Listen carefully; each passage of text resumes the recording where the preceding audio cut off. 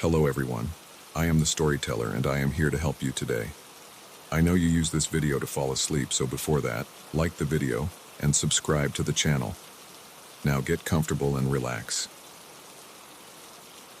The scratching sound came from directly above my bed. At first I thought it was just the house settling or maybe a squirrel on the roof. But as I lay there in the darkness, my eyes wide open, I realized it was too rhythmic, too deliberate to be anything but human. I'd been hearing strange noises in my attic for weeks now, little thuds and creaks that I'd dismissed as the usual sounds an old house makes. But tonight was different. Tonight, the sounds were unmistakable. My heart raced as I slowly sat up in bed, careful not to make a sound. The scratching continued, steady and persistent. I reached for my phone on the nightstand, my fingers trembling as I dialed 911. But as soon as I pressed the call button, the scratching stopped abruptly. I held my breath, the phone pressed to my ear, waiting for the operator to pick up. The silence in the house was deafening. Then, just as I heard a voice on the other end of the line, a loud thud came from the attic, followed by quick, heavy footsteps. 911, what's your emergency? I whispered urgently into the phone. There's someone in my attic. Please hurry. I gave them my address and hung up, my entire body shaking. The footsteps above had stopped, but I could hear faint rustling sounds. Whoever was up there was still moving around. I slipped out of bed, my bare feet silent on the cold hardwood floor. I needed to get out of the house, but the stairs to the first floor were directly beneath the attic access. If I tried to leave, I'd be right in the intruder's path. Instead, I crept to my closet and grabbed the baseball bat I kept there for protection. My palms were sweaty as I gripped it tightly, my eyes fixed on the ceiling. The minutes ticked by agonizingly slowly. Where were the police? I strained my ears, hoping to hear sirens, but all I could hear was my own ragged breathing and the occasional creak from above. Then, a new sound made my blood run cold. It was coming from the hallway outside my bedroom, the soft scraping of the attic access panel being moved. My throat tightened as I realized the intruder was coming down. I pressed myself against the wall next to my bedroom door, the bat raised and ready. My heart was pounding so hard I was sure it would give me away. The hallway floorboards creaked under the weight of slow, careful footsteps. They paused just outside my door. I held my breath, every muscle in my body tense. The doorknob turned slowly, and the door began to open. In the dim light from my window, I saw a shadow fall across the floor. As the figure stepped into the room, I swung the bat with all my might. There was a sickening thud and a cry of pain. The intruder stumbled backward, and I took the opportunity to run. I bolted past them, down the stairs and out the front door into the cool night air. I ran to my neighbor's house, pounding on their door until the porch light flicked on.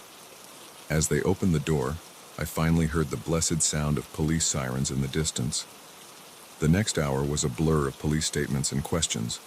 They searched my house thoroughly, but found no sign of the intruder. They assured me that they would increase patrols in the area and suggested I stay with a friend for a few days. But I couldn't shake the feeling that they had missed something. The way the intruder had moved, how they seemed to know the layout of my house. It felt too familiar, too practiced. Against my better judgment, I decided to stay. I couldn't explain it, but I needed to know what was happening in my own home. The next day, I called a locksmith and had every lock in the house changed. I installed a security system with cameras covering every entrance, but even with these precautions, I couldn't relax. Every little sound made me jump, and I found myself constantly checking the attic access panel. A week passed without incident, but my unease grew. I couldn't shake the feeling that I was being watched, even when I was alone in the house. I started noticing little things out of place. A book moved on the shelf, a cup in the sink I didn't remember using. I knew I was probably being paranoid, but I couldn't help myself. I started spending hours examining every inch of my house, looking for any sign of how the intruder had gotten in.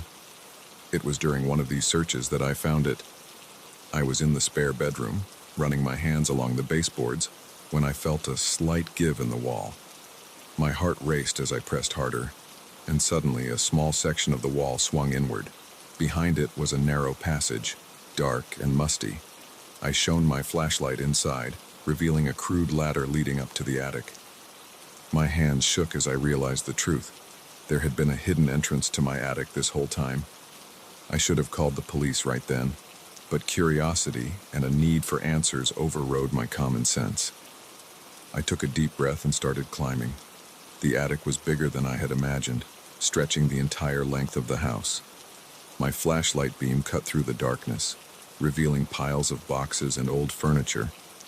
But as I moved deeper into the space, I saw something that made my stomach churn. In the far corner, hidden behind a stack of old trunks, was a makeshift living area. There was a sleeping bag on the floor, surrounded by empty food wrappers and water bottles. A small battery-powered lamp sat on an overturned crate, next to a pile of books. But what really caught my eye was the wall behind this little camp. It was covered in photographs, dozens of them. As I stepped closer, my breath caught in my throat. They were all of me. There I was, walking to my car, working in the garden, sitting in my living room. Some were clearly taken from outside the house, but others could only have been taken from inside. The realization hit me like a punch to the gut. Someone had been living in my attic, watching me for months. I stumbled backward, my mind reeling. I had to get out, had to call the police. But as I turned to leave, my flashlight beam fell on something that made me freeze. It was a small door, built into the knee wall of the attic. It was slightly ajar, and beyond it, I could see a faint light. Every instinct screamed at me to run, but I found myself moving towards the door instead. I had to know. I had to see. I pushed the door open slowly, wincing at the creak of its hinges. The space beyond was small, no bigger than a closet, but what it contained made my blood run cold. The walls were covered in writing, scrawled messages and rambling paragraphs that made no sense. In the center of the room was a small table, and on it sat a laptop, its screen glowing softly. I stepped closer, my eyes drawn to the open document on the screen. As I read the words there, I felt the world tilt around me. Day 156. She almost caught me today. I was careless, made too much noise. But it's okay. She's not ready yet. Soon, though. Soon she'll understand why I'm here. Why I've been watching her. She's the one. The only one who can help me. Help us. She just doesn't know it yet. The words blurred as tears filled my eyes. This person, this stranger, had been living in my house, watching my every move, for over 5 months, and they thought I was some kind of chosen one, to help them with what? I heard a noise behind me and spun around, my heart in my throat. There, blocking the entrance to the small room, stood a figure. In the dim light, I could make out wild, unkempt hair and eyes that gleamed with an unsettling intensity. "You weren't supposed to find this yet," the stranger said, their voice hoarse. "But maybe it's time. Maybe you're finally ready to learn the truth." I backed away, my back pressing against the table.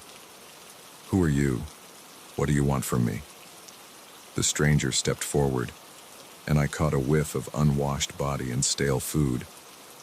"I'm here to save you, to save all of us. You're the key, don't you see? Your research, your work. It's the answer we've been looking for." My mind raced. My research?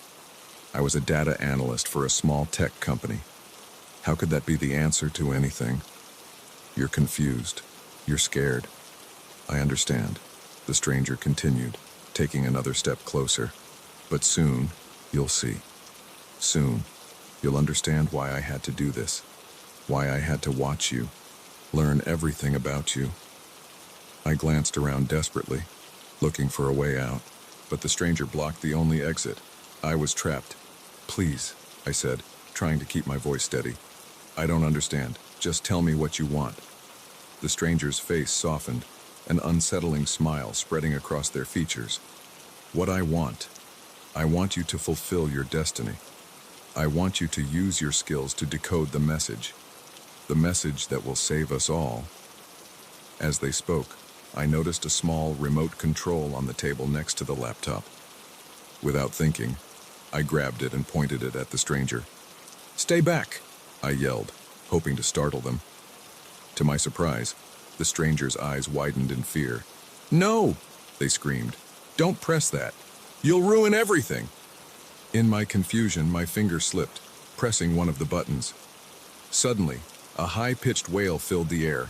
It was my new security system's alarm. The stranger howled in frustration and lunged at me, but I ducked under their arm and ran. I scrambled through the attic, down the hidden passage, and out into the hallway.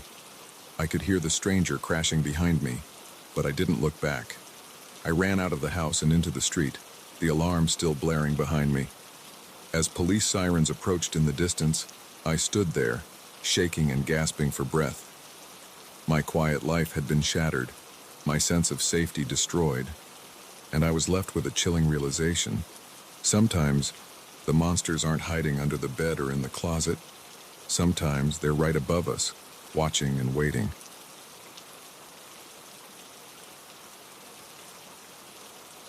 The headlights flickered once, out twice, and then died completely, plunging us into darkness. The engine sputtered its last gasp, and our car rolled to a stop on the narrow, winding road. I turned the key in the ignition, but all I got was a sad clicking sound. We were stranded. "This can't be happening," Sarah muttered beside me, her voice tight with frustration. I could barely make out her silhouette in the dim moonlight filtering through the trees. I pulled out my phone, already knowing what I'd see. No signal. We were miles from the nearest town, surrounded by dense forest. The GPS had gone haywire about an hour ago, leading us down this lonely stretch of road that wasn't even on our map. "What do we do now, Jack?" Sarah asked, a hint of panic creeping into her voice. I squinted through the windshield, trying to pierce the darkness. That's when I saw it. A faint glow in the distance, off to our right.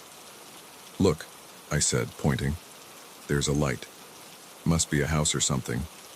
Maybe they have a phone we can use." Sarah hesitated. "I don't know. Walking up to a stranger's house in the middle of nowhere. It seems risky." I understood her concern, but we didn't have many options. It's either that, or spend the night in the car and hope someone drives by tomorrow, which, judging by how deserted this road is, might not happen. She sighed, relenting. "Okay, but let's be careful." We grabbed our flashlights from the glove compartment and stepped out of the car. The night air was cool and damp, heavy with the scent of pine and wet earth. Our footsteps crunched on the gravel as we made our way towards the light. As we got closer, I could make out the shape of a large farmhouse. It was old, with peeling paint and a sagging porch, but warm light spilled from the windows, promising shelter and help. We approached the front door, and I raised my hand to knock. Before I could, the door swung open, revealing a tall, thin man with graying hair and deep-set eyes. "Well, hello there," he said, his voice gravelly, but not unkind. "What brings you folks out here so late?" I explained our situation, and the man's face broke into a sympathetic smile. "Car trouble, eh? That's a tough break. Name's Earl. Why don't you two come on in and we'll see about getting you some help?" Sarah squeezed my hand, a silent reminder to be cautious. But Earl's friendly demeanor and the warmth emanating from the house were too inviting to resist. We stepped inside, and I was immediately struck by how cluttered the place was. Every surface was covered with knickknacks, old newspapers, and what looked like mechanical parts. The air was thick with the smell of tobacco and something else I couldn't quite place. "Martha," Earl called out. We've got company." A short, plump woman with frizzy gray hair appeared from what I assumed was the kitchen. She wiped her hands on her apron and gave us a wide smile that didn't quite reach her eyes. "Oh my, visitors at this hour. How exciting," she exclaimed, her voice high and reedy. "You poor dears must be exhausted.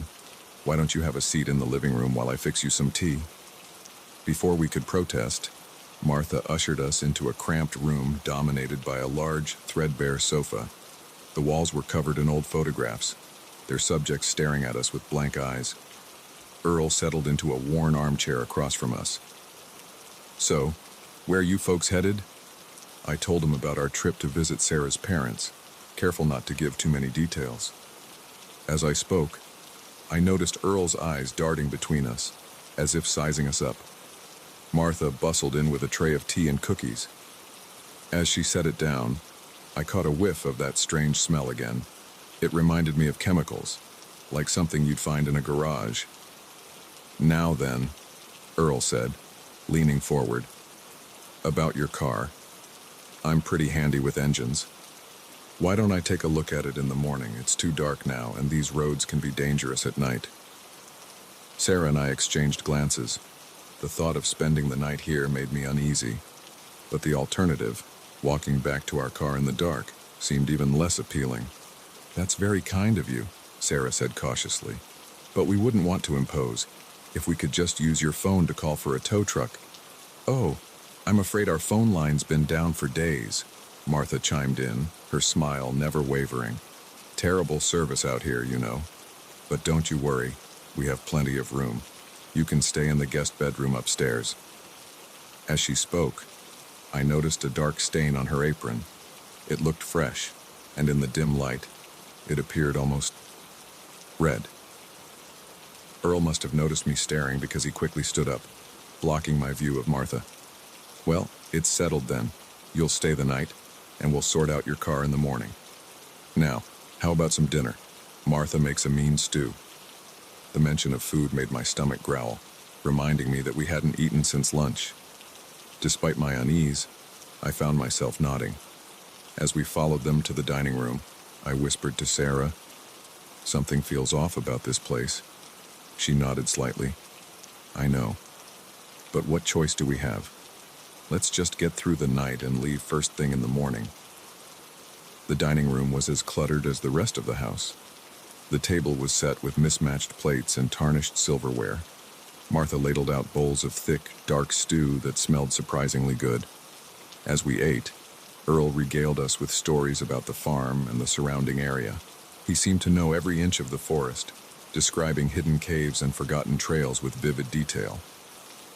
"You know," he said, his eyes glinting in the candlelight, "people have been known to disappear in these woods. Hikers, campers, even the occasional lost traveler." I felt Sarah stiffen beside me. Earl's tone was casual, almost cheerful, but there was an undercurrent of something, a warning, a threat. Martha tittered nervously. "Oh, Earl, don't scare our guests with those old stories. I'm sure they're tired and would like to get some rest." As if on cue, I felt a wave of drowsiness wash over me. My limbs felt heavy, and I had to fight to keep my eyes open. I glanced at Sarah and saw that she was struggling too, her head nodding forward slightly. Alarm bells started ringing in my head, but they seemed far away, muffled.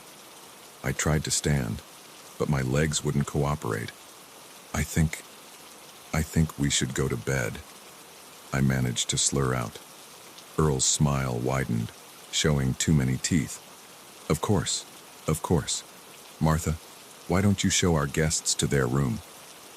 The trip up the stairs was a blur. I vaguely remember Martha's constant chatter as she led us to a small, musty bedroom with a single bed.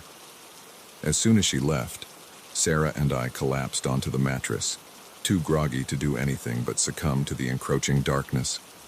I don't know how long I slept, but I woke with a start, my head pounding. The room was pitch black, and for a moment, I couldn't remember where I was. Then it all came rushing back. The car, the farmhouse, Earl and Martha. I fumbled for my phone, using its dim light to check the time. 3:17 a.m. Sarah was still asleep beside me, her breathing deep and even. That's when I heard it. Voices, muffled but audible, coming from somewhere below us. I strained to listen, catching snippets of conversation. "Perfect condition. Fetch a good price. Have to move quickly. My blood ran cold as the implications of what I was hearing sank in. We needed to get out of here, now. I shook Sarah awake, clamping a hand over her mouth to stifle her startled cry. "We have to go," I whispered urgently. "Something's very wrong here." She nodded, her eyes wide with fear. We crept to the door, wincing at every creak of the old floorboards. The hallway was dark and silent, but I could still hear the murmur of voices from downstairs. We made our way down the stairs, pausing at every sound. As we reached the bottom, I saw light spilling from beneath a closed door. The basement, I realized. We were almost to the front door when a floorboard let out a loud groan under my foot. The voices in the basement suddenly stopped. "Did you hear that?" Earl's voice, no longer friendly but sharp with suspicion. Sarah and I didn't wait. We bolted for the door, fumbling with the lock. Behind us, I heard the basement door open, followed by rapid footsteps. We burst out into the cool night air, running blindly down the overgrown driveway. I could hear Earl shouting behind us, his words lost in the pounding of my heart. We ran until our lungs burned, not daring to look back. When we finally stopped, gasping for air, we found ourselves back on the road where we'd left our car. To our amazement, the car started on the first try. As we sped away, leaving the farmhouse and its sinister occupants far behind, I couldn't shake the feeling that we'd narrowly escaped a fate worse than a broken-down car on a lonely road. We drove in silence for a long time, both of us processing what had happened. It wasn't until we saw the lights of the next town that Sarah finally spoke. "Jack," she said, her voice shaky, "what do you think they were going to do to us?" I shook my head, not wanting to voice the terrible possibilities that had been running through my mind. "I don't know, and I don't want to know. Let's just be grateful we got out of there." As we pulled into a well-lit gas station, surrounded by the comforting signs of civilization, I made a silent vow. No matter how long the detour, no matter how inconvenient, we would never again seek help from strangers on a dark, lonely road.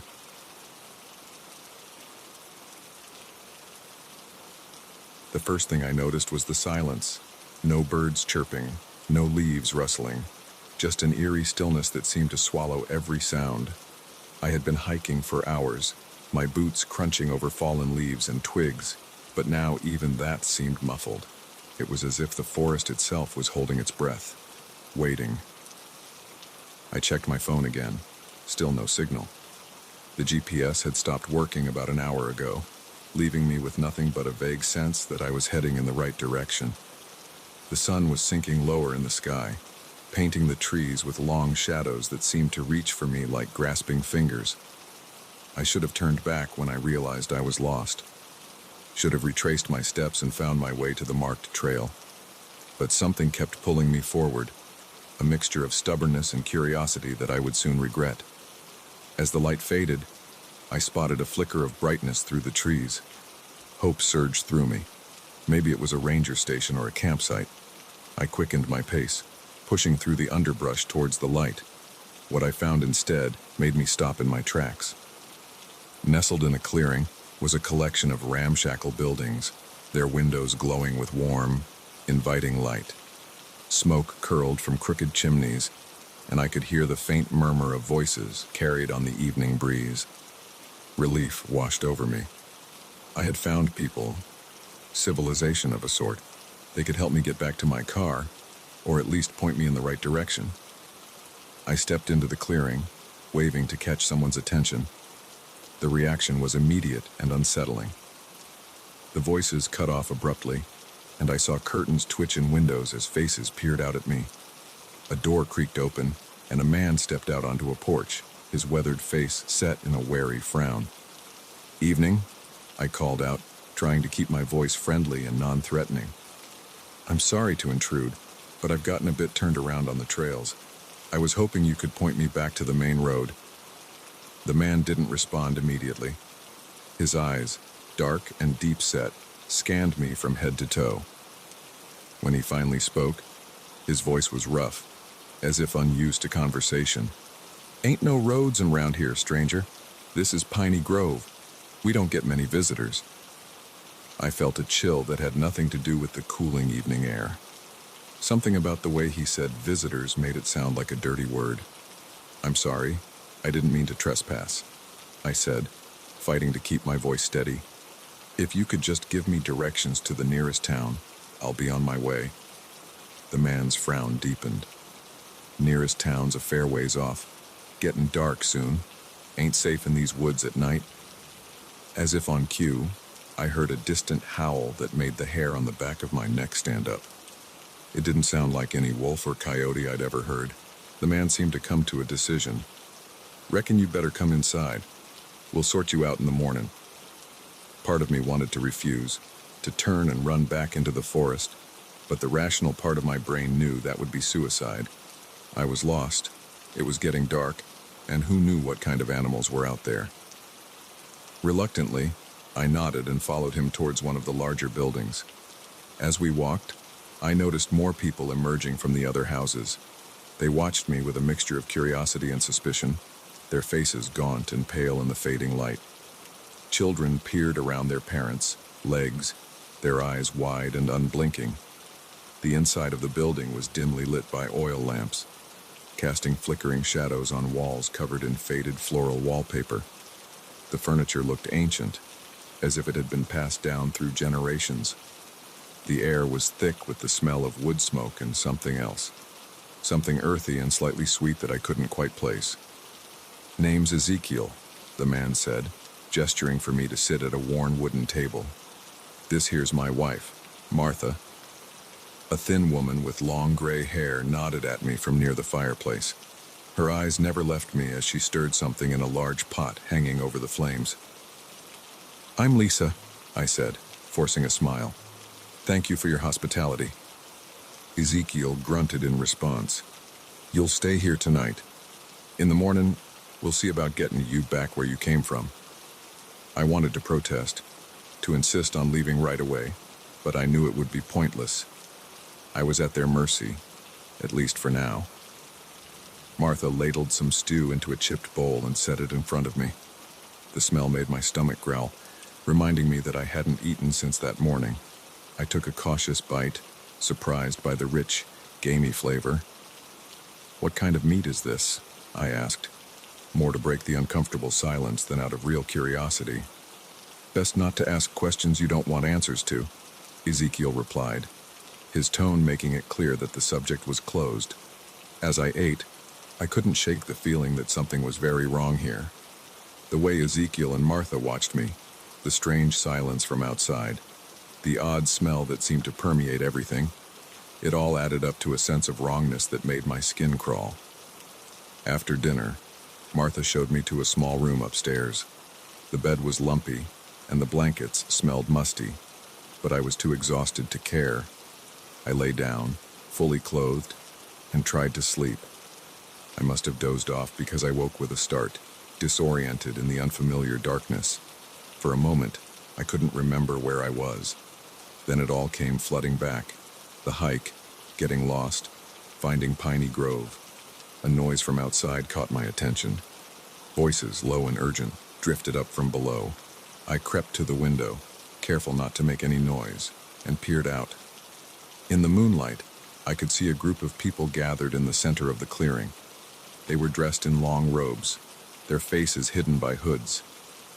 In the center of the circle stood Ezekiel, his arms raised as he spoke in a language I didn't recognize. My heart pounded in my chest as I watched the strange ritual unfold. What kind of place had I stumbled into?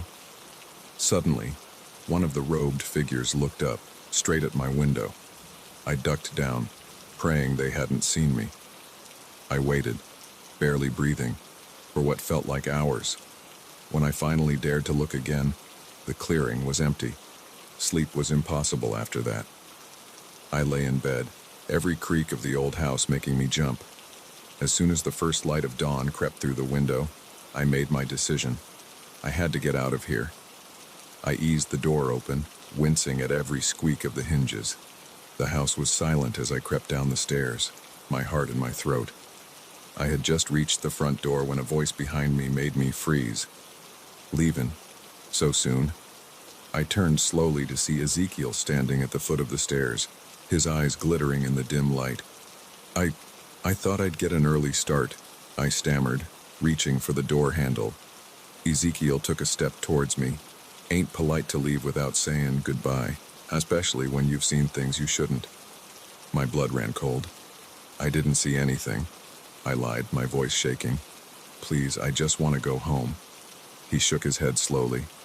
I'm afraid that ain't possible. You see, Piney Grove has ways of dealing with outsiders who learn our secrets. I didn't wait to hear more.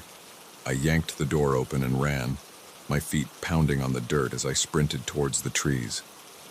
Behind me, I could hear shouts and the sound of pursuit. I ran blindly through the forest, branches whipping at my face, roots threatening to trip me with every step. The strange, howling cry I had heard the night before echoed through the trees, closer now, and filled with a hungry eagerness that sent chills down my spine. I don't know how long I ran. My lungs burned, and my legs felt like lead, but terror kept me moving. The sounds of pursuit faded, but I didn't slow down. I couldn't shake the feeling that something was still after me, something that didn't need to run to catch its prey. Just when I thought I couldn't go on, I burst out of the trees onto a paved road. A car was approaching, and I waved my arms frantically, not caring how crazy I must look. The car screeched to a halt, and an elderly couple peered out at me in concern. "Are you all right, dear?" the woman asked, taking in my wild appearance. I glanced back at the forest. There was no sign of pursuit, but I could feel eyes watching me from the shadows between the trees. "Please," I gasped, "I need to get out of here. Can you give me a ride to the nearest town?" They hesitated for only a moment before nodding, and I scrambled into the back seat. As we drove away, I kept my eyes on the receding tree line, half expecting to see robed figures emerge from the forest, but there was nothing, just trees and shadows, hiding whatever secrets lay within.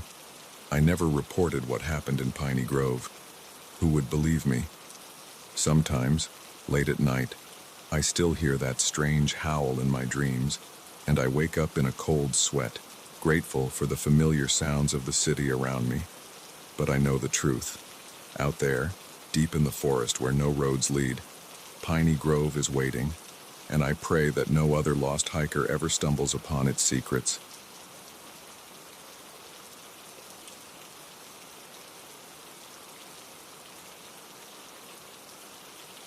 The flickering fluorescent light cast an eerie glow over the empty lab. At 2 a.m., I should have been the only one there. But when I heard footsteps echoing down the hallway, I knew my quiet night of research was about to take an unsettling turn. I'd been burning the midnight oil for weeks, poring over data and running simulations for my thesis. The lab had become a second home, its familiar hum of equipment and faint chemical smell oddly comforting. Tonight, though, that comfort vanished the moment I realized I wasn't alone. The footsteps grew louder, more deliberate. I held my breath, eyes fixed on the door. It swung open, revealing a figure I recognized but didn't expect. Dr. Reeves, my thesis advisor's colleague. "Ah, Sarah," he said, his voice unnaturally cheerful for the late hour. "I thought I might find you here." I forced a smile, trying to hide my unease. "Dr. Reeves, I didn't expect anyone else to be working so late."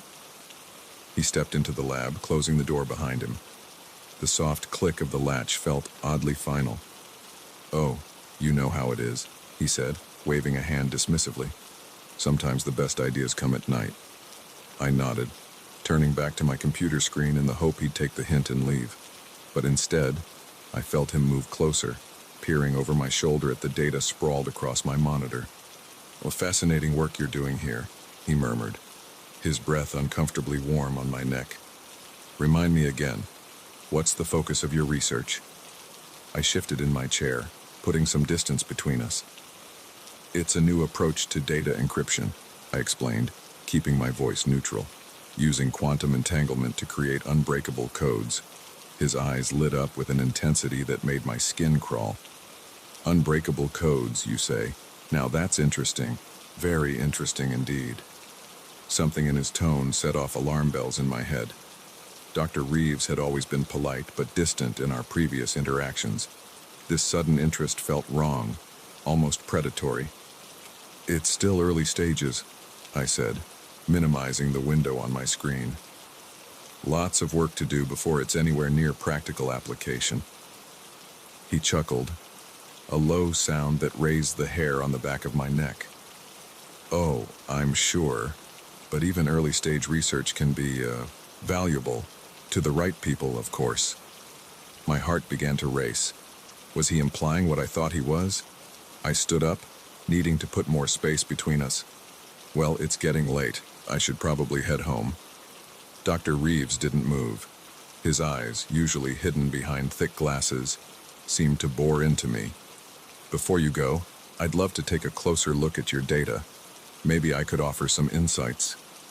I hesitated, my instincts screaming at me to get out.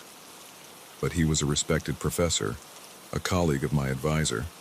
Refusing outright could have consequences for my academic career. "I appreciate the offer," I said carefully, "but I don't think that would be appropriate. You know how it is with research integrity and all that." His friendly demeanor slipped for a moment, revealing something harder underneath. "Come now, Sarah. We're all colleagues here. Sharing knowledge is what academia is all about, isn't it?" I took a step back, bumping into the lab bench behind me. "Of course, but this is my thesis work. I'm not comfortable sharing the raw data until it's been properly vetted and published." Dr. Reeves' smile didn't reach his eyes. "I understand. But you know, a young researcher like yourself could benefit from additional support, both academic and financial."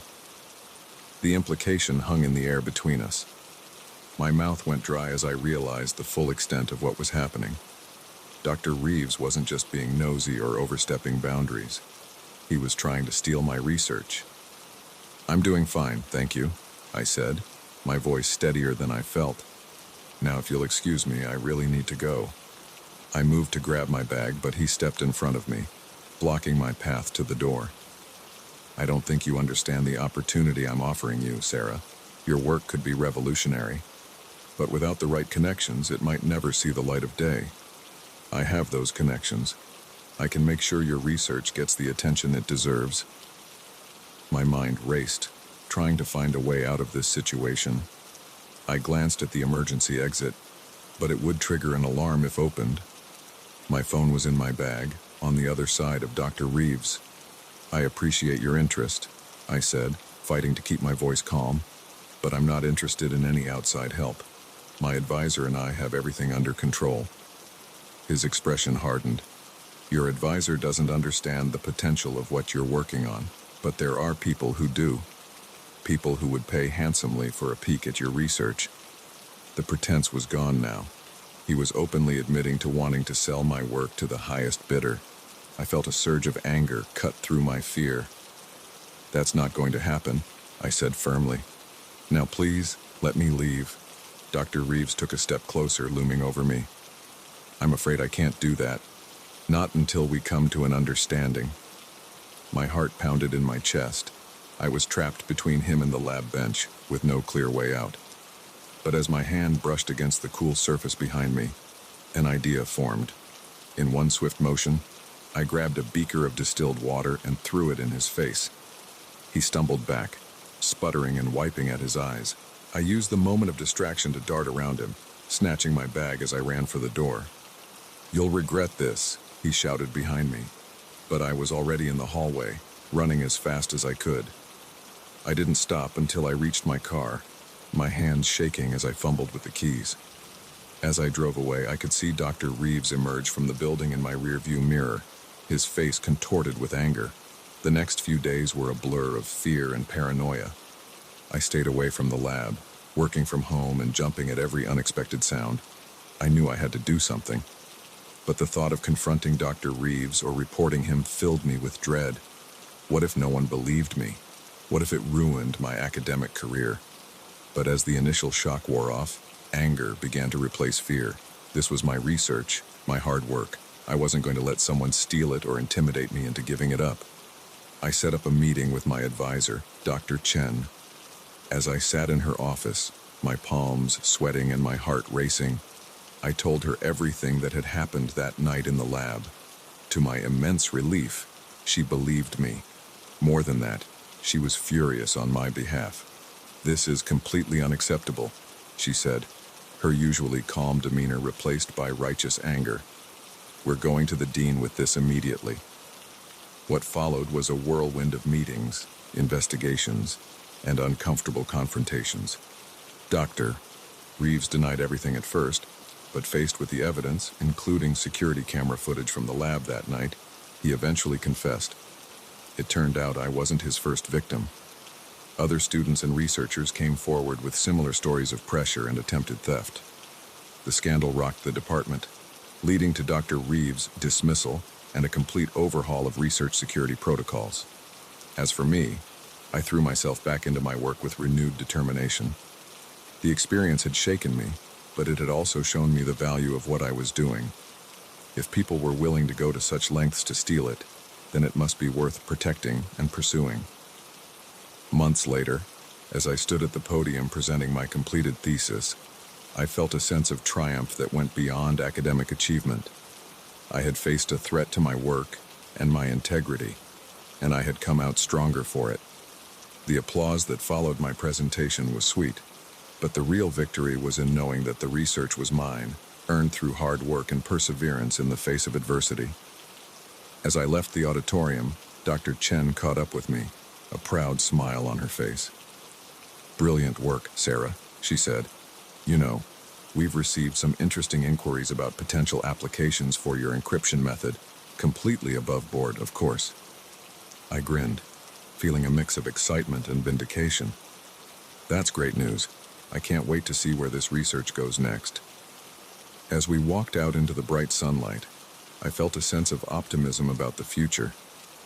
The path ahead might not always be easy or straightforward, but I knew now that I had the strength to face whatever challenges came my way. The incident with Dr. Reeves had taught me a valuable lesson. In the world of cutting-edge research, knowledge truly is power. And sometimes, protecting that knowledge is just as important as discovering it in the first place.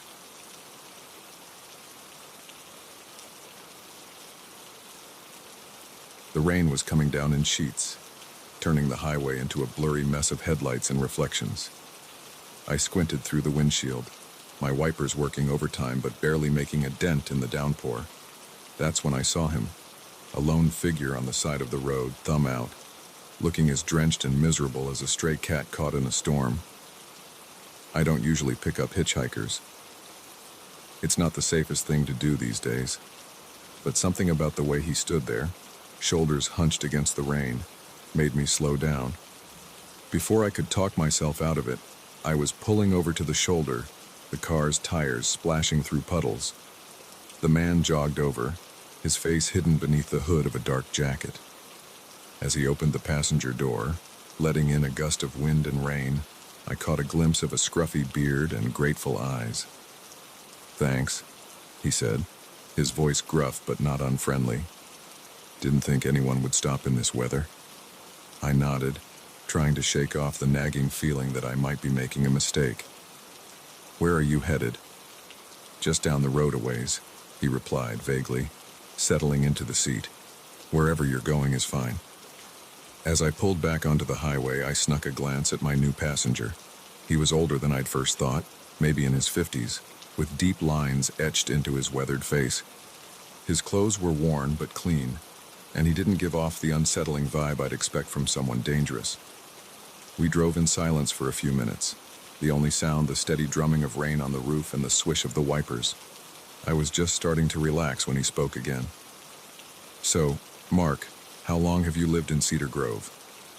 I felt my body tense, my hands gripping the steering wheel a little tighter. I hadn't told him my name, and I certainly hadn't mentioned where I lived. "How did you know that?"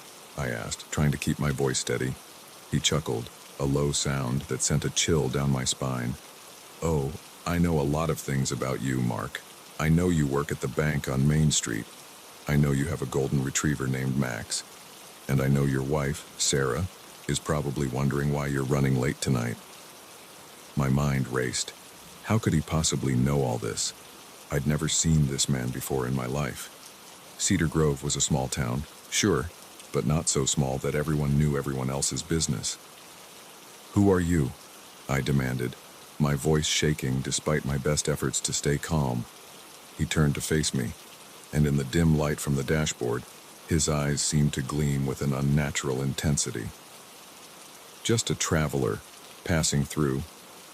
But I make it my business to know things about people. It's amazing what you can learn if you just pay attention." I swallowed hard, fighting the urge to slam on the brakes and order him out of the car. But we were in the middle of nowhere, the rain still coming down in torrents, and something told me this man wouldn't leave quietly if asked. "What do you want?" I asked, hating how small my voice sounded. He smiled, a gesture that didn't reach his eyes. "Want? I don't want anything, Mark. I'm just making conversation. Isn't that what people do on long car rides?" I didn't respond, my mind whirling with possibilities. Was he some kind of stalker, a criminal who had been watching me, planning some kind of elaborate scheme? "You're wondering how I know so much about you," he said, as if reading my thoughts. "It's simpler than you might think. Your name tag is still on your shirt. You forgot to take it off after work. The dog hair on your pants suggests a large breed. And I saw the golden retriever bumper sticker on your car. As for Sarah, well, you've been checking your phone at every red light. It doesn't take a genius to figure out you're running late and someone's waiting for you." His explanation was logical, but it did little to ease my fear. There was still something off about the whole situation, something that made my skin crawl. "That doesn't explain how you knew where I live," I said, trying to keep my eyes on the road while also watching him in my peripheral vision. He shrugged. "Cedar Grove Bank isn't exactly a national chain. Took an educated guess based on your work shirt." I wanted to believe him, wanted to think this was all just a strange coincidence, a series of lucky guesses, but the knot in my stomach told me otherwise. "Look," I said, spotting a gas station up ahead. "I think this is far enough. I'm going to pull over and you can—" "I wouldn't do that if I were you, Mark," he interrupted, his voice suddenly hard. "We're not done talking yet." I felt a flash of anger cut through my fear. "This is my car. I get to decide when the ride is over." He laughed, but there was no humor in it. "Oh, Mark, you gave up that control the moment you let me in. But don't worry, I'm not going to hurt you. I just want to talk." "About what?" I asked, my mouth dry. "About choices," he said, leaning back in his seat. "About the decisions we make and the consequences that follow. For instance, your decision to embezzle money from the bank. Small amounts in here and there. Nothing anyone would notice right away. But it adds up, doesn't it?" My blood ran cold. There was no way he could know about that. I'd been so careful, covering my tracks, making sure the numbers always balanced out. "I don't know what you're talking about," I lied, but my voice sounded weak even to my own ears. He turned to look at me, his eyes boring into mine. "Don't insult my intelligence, Mark. We both know the truth. The question is, what are you going to do about it?" I gripped the steering wheel so tight my knuckles turned white. "Are you blackmailing me? Is that what this is?" He shook his head, looking almost disappointed. "Blackmail is such an ugly word. I prefer to think of this as an opportunity, a chance for you to make things right before it's too late." "What do you mean?" I asked, even though part of me didn't want to know the answer. "The bank is conducting an audit next week," he said casually, as if discussing the weather. "They're going to find the discrepancies. And when they do, your comfortable life in Cedar Grove will come crashing down. Unless—" He let the word hang in the air between us. I knew I shouldn't ask, shouldn't engage with this stranger who seemed to know far too much about my life and my mistakes. But I couldn't help myself. "Unless what?" "Unless you turn yourself in," he said simply. "Go to your boss first thing tomorrow morning. Confess everything. Pay back what you took. It won't be easy, but it'll be a lot better than waiting for them to discover it on their own." I laughed bitterly. And why would I do that, eh? Why should I believe anything you say? He sighed, reaching into his jacket pocket. I tensed, half expecting him to pull out a weapon. Instead, he produced a small, leather-bound notebook. "Because I have proof," he said, flipping it open. "Dates, amounts, account numbers, everything they'll need to convict you. I'm giving you a chance to get ahead of this, Mark, a chance you don't deserve, but one I'm offering nonetheless." My mind reeled. How had he gotten this information? Who was he really? But even as these questions swirled in my head, I knew he was right. The audit would expose everything, and if I didn't act first, I'd lose far more than just my job. "Why are you doing this?" I asked, my voice barely above a whisper. "Why do you care what happens to me?" He was quiet for a long moment, staring out at the rain-slicked road ahead. When he spoke, his voice was softer, almost sad. "Let's just say I've been where you are, Mark. Made the same mistakes. Thought I could outsmart the system. I learned the hard way that there's always a reckoning. I'm trying to save you from that pain." We drove in silence for several minutes, the weight of his words settling over me like a heavy blanket. As we approached the outskirts of Cedar Grove, I knew I had a decision to make. "There's a diner up ahead," I said finally. "I'll drop you off there." He nodded, seemingly satisfied. As I pulled into the diner's parking lot, he gathered his things, preparing to step back out into the rain. "Remember, Mark," he said, his hand on the door handle. "First thing tomorrow morning, it's your only chance." Before I could respond, he was gone, disappearing into the stormy night as quickly as he had appeared.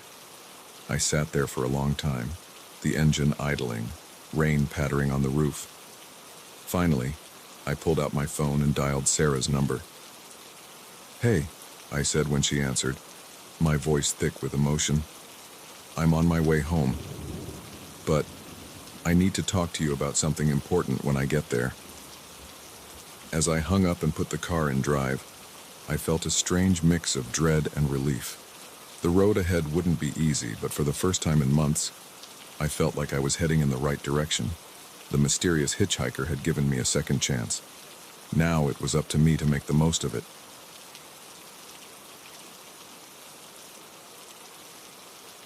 The crack of a twig snapping jolted me from my peaceful reverie. I froze, my marshmallow-laden stick hovering over the campfire.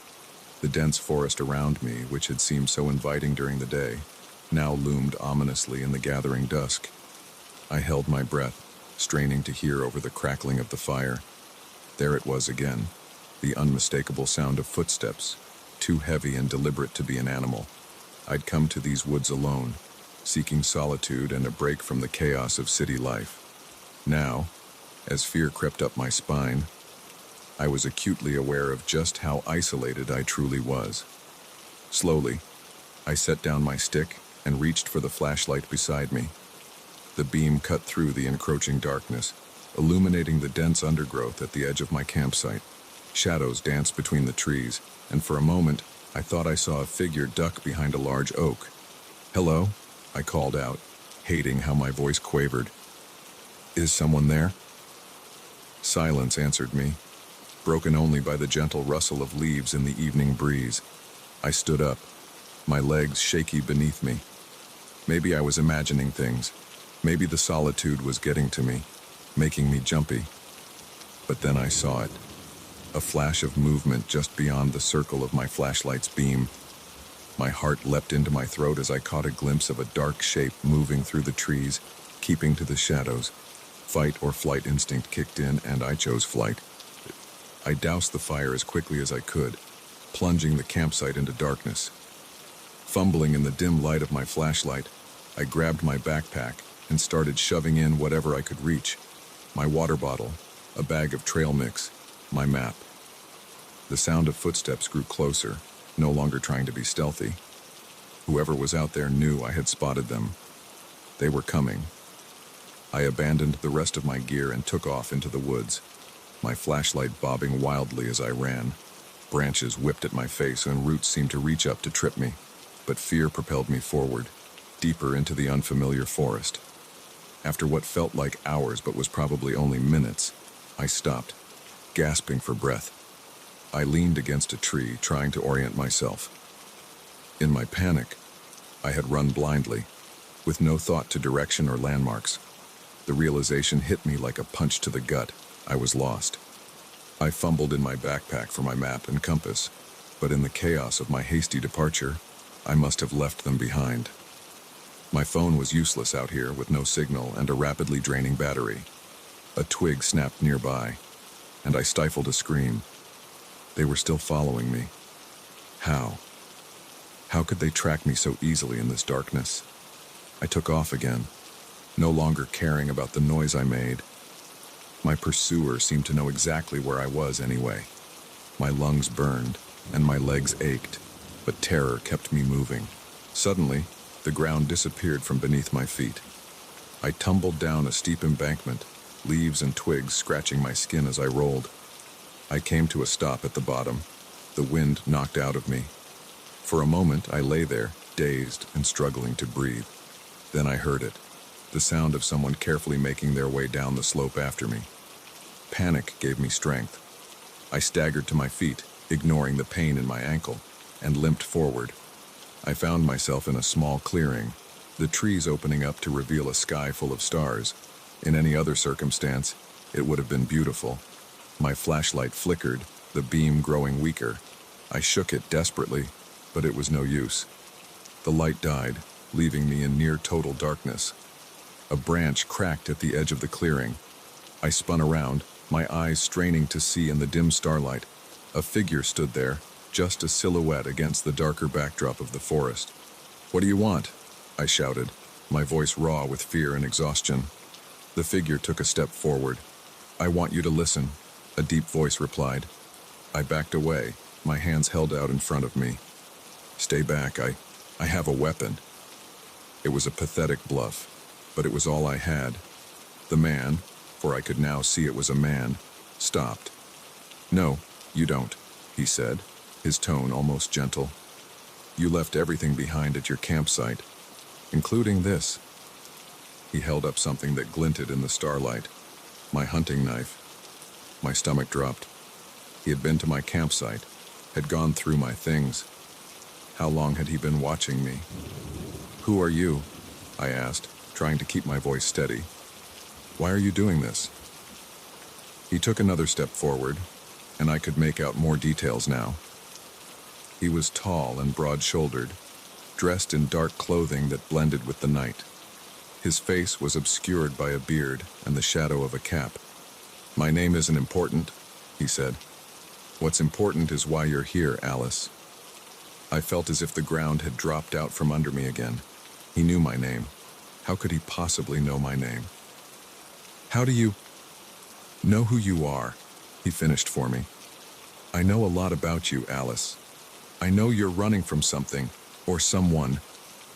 My mind raced. Was he a private investigator? Had David hired someone to find me? As if reading my thoughts, the man shook his head. "I'm not working for your ex-husband, if that's what you're thinking. I'm here to help you." "Help me," I laughed, the sound bordering on hysterical. "By chasing me through the woods in the middle of the night."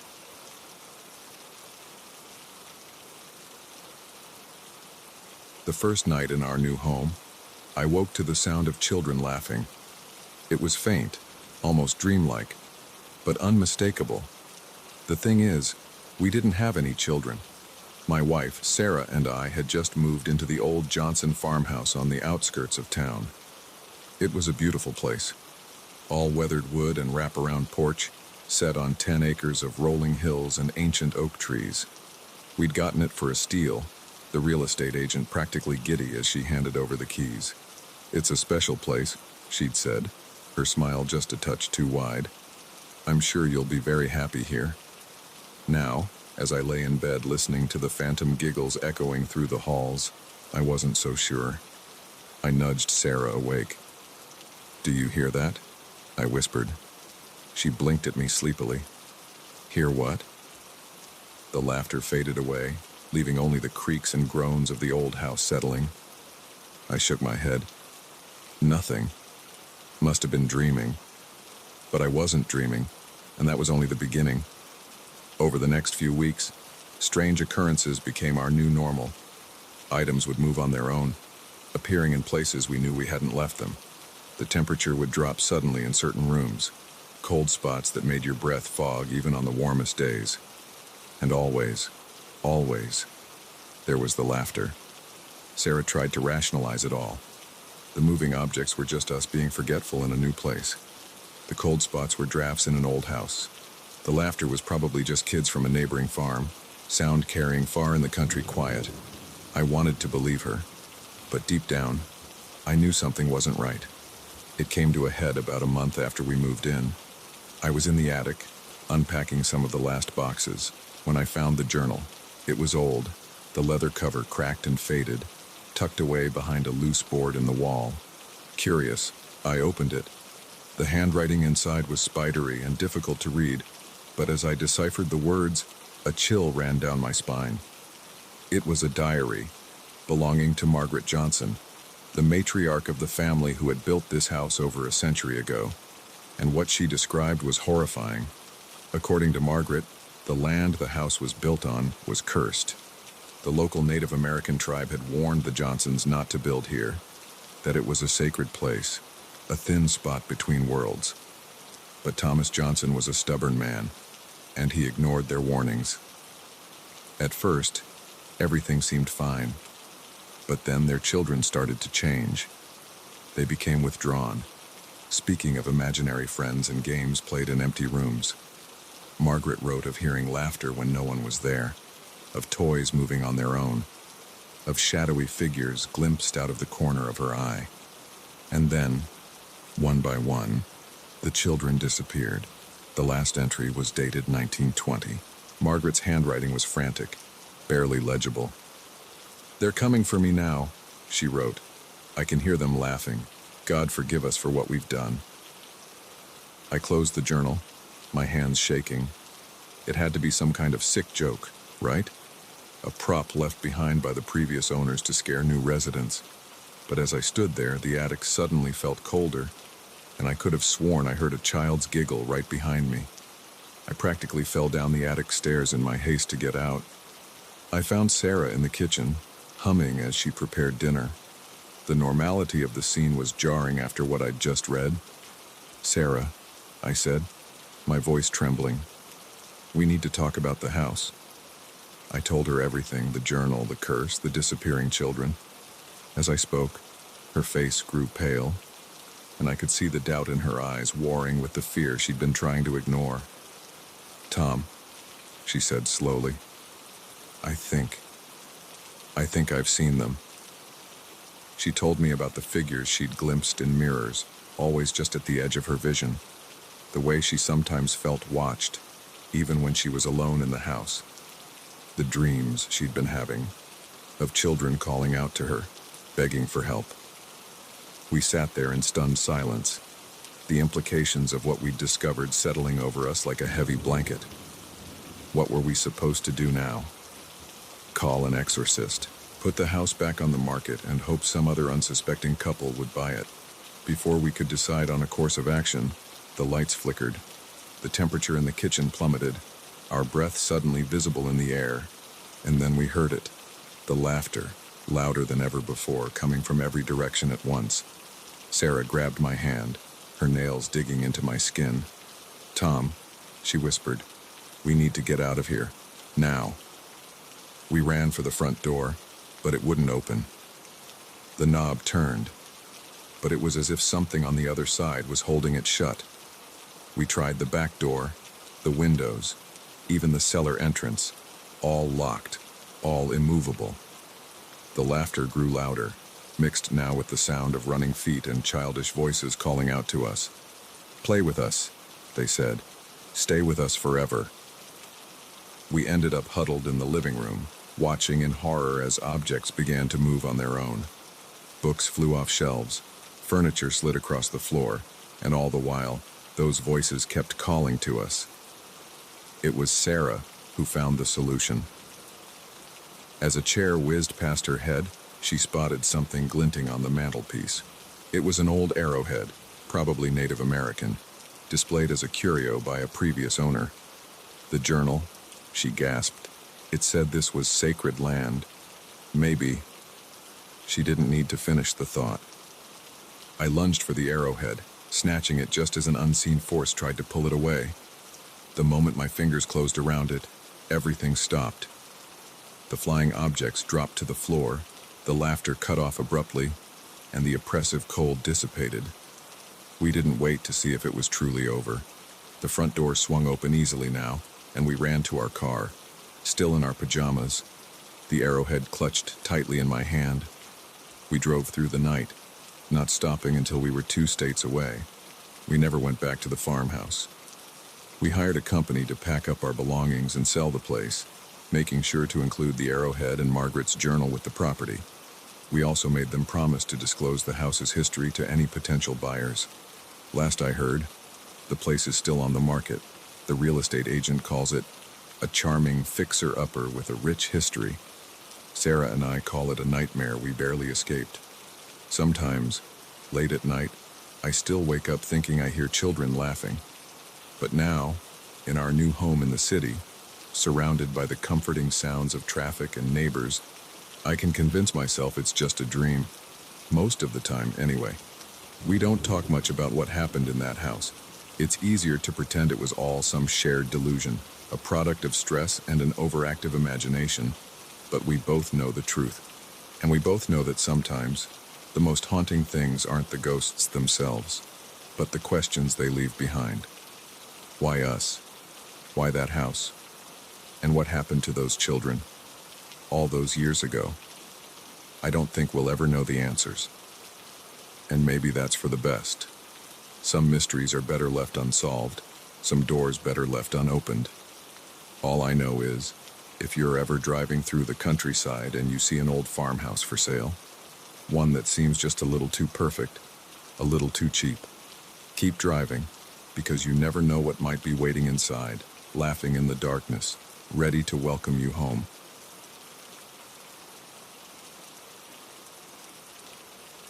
The neon sign flickered weakly in the rain, casting an eerie red glow over the empty parking lot. Mario's Pizza, it read, the NZ sputtering in and out of existence like a dying firefly. I sighed, glancing at the clock on my dashboard, 11:47 p.m. Just one more delivery and I could call it a night. I'd been driving for Mario's for about 6 months now, a job I'd taken to help pay for college. It wasn't glamorous work, but it paid the bills and usually wasn't too eventful. Usually. The pizza box sat on the passenger seat, steam still rising from the vents. The address was way out on the edge of our delivery zone, a part of town I wasn't too familiar with. As I pulled out of the lot, I couldn't shake the feeling that something about this delivery felt off. The rain intensified as I drove, fat droplets splattering against the windshield faster than my wipers could clear them. The streets grew narrower, the houses more spread out. Soon, I was driving down a winding road with dense forest on either side. My GPS chirped, instructing me to turn onto a gravel driveway I almost missed. The path was overgrown, branches scraping against the sides of my car as I inched forward. After what felt like an eternity, the trees opened up to reveal a ramshackle house, its windows dark save for a single light on the second floor. I parked and grabbed the pizza, the box already growing cold in the damp night air. As I approached the front door, the porch steps creaked ominously beneath my feet. I raised my hand to knock, but before I could, the door swung open. The man who stood there made me take an involuntary step back. He was tall, easily over 6 feet, with a wild beard and eyes that seemed to bore right through me. He wore a stained wife-beater and jeans that had seen better days. Pizza delivery," I stammered, holding out the box. The man's face split into a grin that didn't reach his eyes. "Right on time," he said, his voice a low growl. "Why don't you bring that inside? I've got to grab my wallet." Every instinct I had was screaming at me to leave, to get back in my car and drive away as fast as I could. But I was new to this job, and I didn't want to risk getting fired over a misunderstanding. So, Against my better judgment, I stepped inside. The interior of the house was dark and cluttered. The air was thick with the smell of cigarette smoke and something else. Something metallic that made my nose wrinkle. The man led me through a narrow hallway into what I assumed was the living room. "Set it down there," he said, gesturing to a coffee table littered with empty beer cans and overflowing ashtrays. "I'll be right back with the money." He disappeared up a creaky staircase, leaving me alone in the dim room. My heart was pounding so loud I was sure he could hear it. I glanced around, looking for a quick exit if I needed one. That's when I saw it. In the far corner of the room, partially hidden behind a ratty armchair, was a duffel bag. It was unzipped, and poking out of it was something that made my blood run cold, the barrel of a gun. I froze, my mind racing. This wasn't just some eccentric customer. Something was very, very wrong here. I had to get out. I turned to leave, but before I could take a step, I heard the man's heavy footsteps coming back down the stairs. Panic seized me. I couldn't let him know I'd seen the gun. I had to act normal. The man reappeared, a wad of crumpled bills in his hand. "Here you go, kid," he said, holding out the money. "Keep the change." My hand shook as I reached for the cash. As I did, I noticed dark stains on his knuckles, stains that looked suspiciously like dried blood. "Thanks," I managed to croak out. "Have a good night." I turned to leave, trying to keep my pace steady even though every fiber of my being was screaming at me to run. I was almost to the front door when I heard it, a muffled thump from upstairs, followed by what sounded like a strangled cry. The man's hand clamped down on my shoulder, his grip like iron. "You hear something, boy?" I shook my head, not trusting my voice. My eyes darted to the door, tantalizingly close yet impossibly far. "Good," he said, his tone menacing. "Because there's nothing to hear. Now why don't you get on home? It's late, and these roads can be dangerous at night." He practically shoved me out the door, slamming it behind me. I stumbled down the porch steps, my legs feeling like jelly. The moment I reached my car, I fumbled with the keys, my hands shaking so badly I could barely get them into the ignition. As I reversed down the driveway, my headlights swept across the house one last time. And there, in the upstairs window, I saw a face. A woman's face, pale and terrified, her mouth open in a silent scream. I floored it, gravel spraying as I peeled out onto the main road. My mind was reeling, trying to process what I'd just seen. The gun, the blood, the woman in the window. It all added up to a horrifying conclusion. I needed to call the police. But as I reached for my phone, doubt crept in. What if I was wrong? What if it was all just a misunderstanding? My imagination running wild. I could lose my job, or worse, get in trouble for making a false report. I pulled over to the side of the road, my hands gripping the steering wheel so tight my knuckles turned white. I had to make a decision. Drive back to the pizzeria and pretend nothing happened, or potentially save someone's life. In the end, it wasn't really a choice at all. I dialed 911, my voice shaky as I relayed what I'd seen to the dispatcher. They told me to drive to the nearest police station and wait there. The next few hours were a blur of questions and statements. I told the police everything: the gun, the blood, the woman in the window. They seemed to take it seriously, especially when I gave them the address. It wasn't until the next morning that I found out the full story. The man, it turned out, was wanted in connection with a string of disappearances across 3 states. When the police raided the house, they found evidence of multiple victims. And the woman I saw, she was still alive, held captive in an upstairs bedroom. If I hadn't made that delivery, if I hadn't called the police, she likely wouldn't have survived another day. The following weeks were chaotic. There were more interviews with detectives, a commendation from the police department, even a few requests for interviews from local news stations. Mario gave me a raise and told me I could take as much time off as I needed. But even as the dust settled and life began to return to normal, I couldn't shake the memory of that night. The flickering neon sign, The rain-slicked roads, the face in the window. It all haunted my dreams. I kept delivering pizzas, though. Something about the job felt different now. More important somehow. Every delivery could be someone's lifeline. Every interaction a chance to make a difference.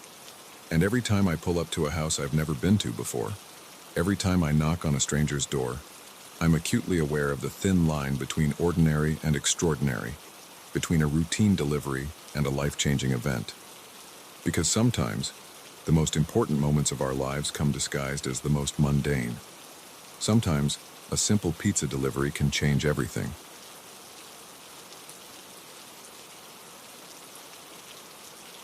The lock clicked open with a finality that sent a shiver down my spine. As the door swung inward, revealing the rustic interior of our rented cabin, I couldn't shake the feeling that we were stepping into something we couldn't easily escape. If only I'd known then how right that feeling was. Home sweet home for the next week, my boyfriend, Matt, said cheerfully, lugging our bags over the threshold. I followed him in, taking in the cozy living room with its stone fireplace and the small kitchenette beyond.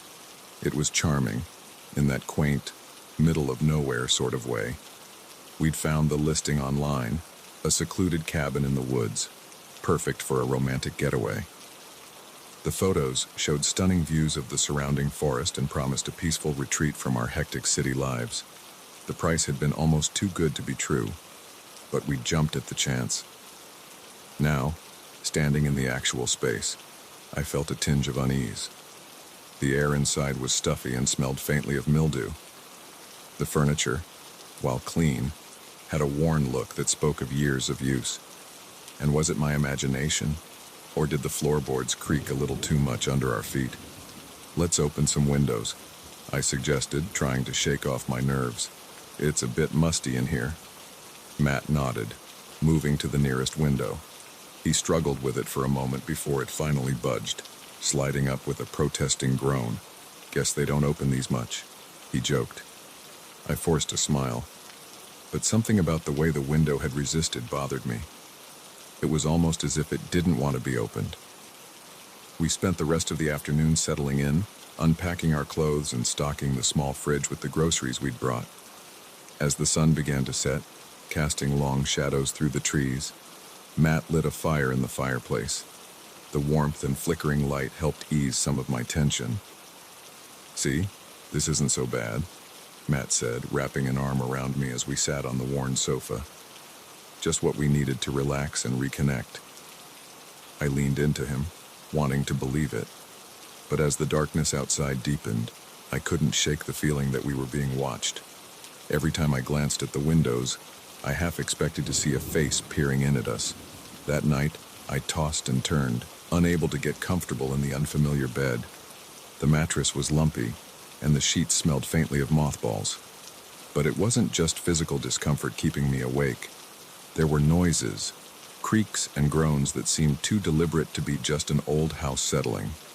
At one point, I could have sworn I heard footsteps in the hallway outside our room. I lay there, heart pounding, straining to hear, but there was nothing but silence. The next morning, I woke to find Matt already up and making coffee in the kitchenette. "Sleep well?" he asked, handing me a steaming mug. I shook my head, taking a sip of the strong brew. "Not really. This place makes weird noises at night," he chuckled. "That's part of the charm, isn't it? The authentic cabin experience," I wanted to argue. To tell him about the footsteps I thought I'd heard, but I didn't want to spoil our vacation with my paranoia. Instead, I suggested we go for a hike after breakfast. The woods around the cabin were beautiful, all towering pines and dappled sunlight. For a few hours, as we trekked along barely visible trails, I forgot about my unease from the night before. But as we made our way back to the cabin, the feeling of being watched returned, stronger than ever. "Matt," I said, grabbing his arm. "Do you see that?" He followed my gaze to a spot between two distant trees. For a moment, I could have sworn I saw a figure standing there, watching us, but when I blinked, it was gone. "See what?" Matt asked, squinting in the direction I was pointing. I shook my head. "Nothing. Must have been a shadow or something. But I knew it wasn't just a shadow. And as we approached the cabin, I noticed something that made my blood run cold. The window we had struggled to open yesterday was now firmly shut. "Did you close that last night?" I asked Matt, trying to keep my voice steady. He frowned. "No, I don't think so. Maybe the wind blew it shut." I nodded, not wanting to voice my suspicion that there hadn't been enough wind to move that stubborn window. Besides, if it had blown shut, wouldn't we have heard it? As the day wore on, more strange things began to happen. Items we were sure we'd left in one place would turn up in another. The temperature in certain rooms would drop suddenly, creating cold spots that made no sense in the summer heat. And always, there was that feeling of being watched. That night, as we lay in bed, the noises started again, but this time, they were louder, more insistent. The creaks and groans were joined by a sound like something being dragged across the floor. "Matt," I whispered, shaking him awake. "Do you hear that?" He sat up, rubbing his eyes. "Hear what?" But even as he spoke, a loud thump came from the living room, as if something heavy had fallen. Matt's eyes widened. "Okay, I heard that," he said, throwing back the covers. "Stay here. I'll go check it out." "No!" I grabbed his arm. "We should go together." Slowly, we made our way down the hallway, Matt in front with a flashlight he'd grabbed from the nightstand. The beam cut through the darkness, revealing nothing. The living room was exactly as we'd left it. "See? Probably just something outside," Matt said, but I could hear the uncertainty in his voice. We were about to head back to bed when I noticed something. On the coffee table, next to the book I'd been reading earlier, was a small, leather-bound journal. I was certain it hadn't been there before. With trembling hands, I picked it up and opened it. The pages were filled with handwritten entries, the ink faded with age. As I skimmed the contents, my heart began to race. It was a diary, belonging to a woman named Eleanor, who had lived in this cabin decades ago. She wrote of strange occurrences, of items moving on their own, of voices in the night. And she wrote of a presence, something dark and malevolent that seemed to grow stronger with each passing day.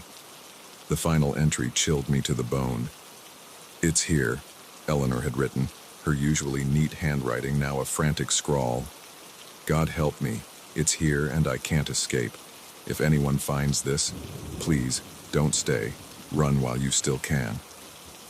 I looked up at Matt, my face pale. "We need to leave. Now." He opened his mouth to argue, but at that moment, every light in the cabin flickered and died.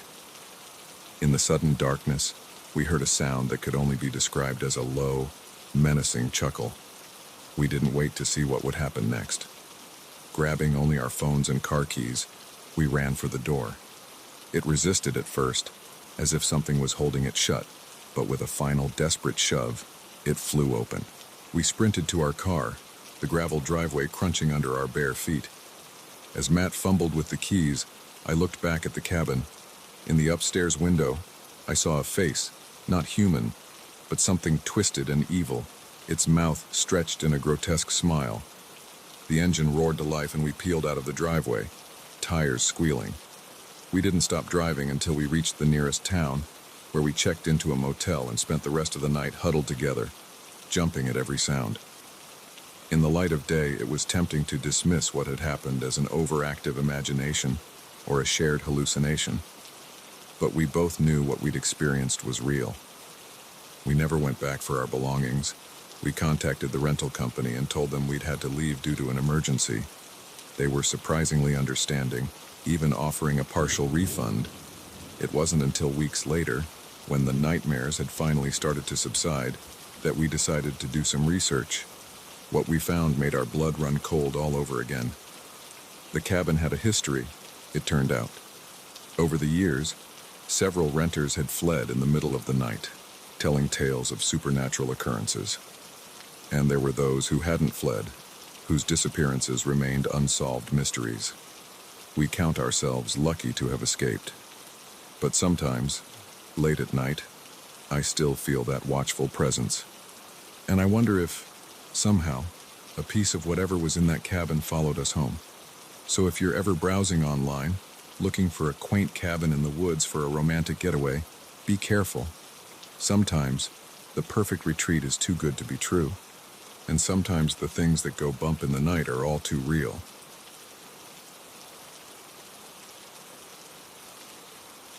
The first sign that something was wrong was the door to the master bedroom.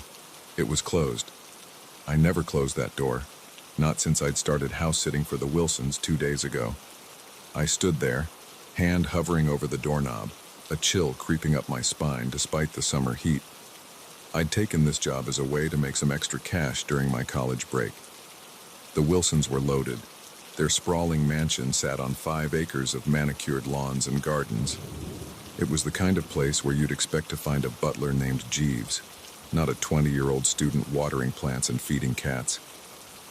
"You'll have the run of the place," Mrs. Wilson had said with a laugh as she handed me the keys. "Just don't throw any wild parties while we're gone." As if I knew anyone who'd want to party in this mausoleum of marble and antiques. No, I'd spent most of my time binge-watching shows on their massive TV and raiding their well-stocked fridge. It was supposed to be an easy gig, but now, staring at that closed door, easy was the last word on my mind. I took a deep breath and turned the knob. The door swung open silently, revealing the immaculate master suite. Everything looked normal. The king-sized bed with its mountain of pillows, the chaise lounge by the window, the doors to the walk-in closet and ensuite bathroom. And yet, something felt off. I couldn't put my finger on it, but the hairs on the back of my neck stood up. It was like walking into a perfect replica of a room you know well. Everything looks right, but it doesn't feel right. I shook my head, trying to clear away the paranoia. I was letting my imagination run wild. Probably watched one too many horror movies on that big TV. I was about to leave when I noticed it, a faint scent in the air, something floral and unfamiliar. It wasn't Mrs. Wilson's usual perfume, which lingered on her clothes in the closet. This was different, fresher. My heart began to race. Had someone been in here? I did a quick scan of the room, looking for anything out of place. The jewelry box on the dresser caught my eye. Was it slightly askew? With trembling hands, I opened it. I didn't know much about jewelry, but even I could tell that the glittering diamonds and pearls inside were worth a fortune, and they all seemed to be there. If someone had broken in, why wouldn't they take these? A noise from downstairs made me jump. It sounded like footsteps, but that was impossible. I was alone in the house. The cats were outside. The cleaning service wasn't due for days, and the Wilsons weren't set to return from their European vacation for another week. I crept to the top of the grand staircase, straining my ears. Silence. Maybe I'd imagined it. But then I heard it again. The unmistakable sound of someone moving around in the kitchen. Panic seized me. I should run, I thought. Get out of the house and call the police. But curiosity, that deadly impulse that's felled so many horror movie protagonists, got the better of me. I had to know who was down there. As quietly as I could, I made my way down the stairs, grateful for the plush carpet that muffled my footsteps. The noises from the kitchen grew louder. The clink of glasses, the opening and closing of cabinets. It sounded for all the world like someone fixing themselves a drink. I peered around the corner into the kitchen, and my blood ran cold. There, standing at the marble island with his back to me, was a man I'd never seen before. He was tall, well-built, dressed in expensive-looking clothes that seemed at odds with the fact that he was, a burglar. I must have made a sound, a gasp, a whimper, who knows, because suddenly he turned. Our eyes met, and for a moment, we both froze. Then he smiled. It wasn't the menacing grin of a villain caught in the act. It was warm, almost friendly.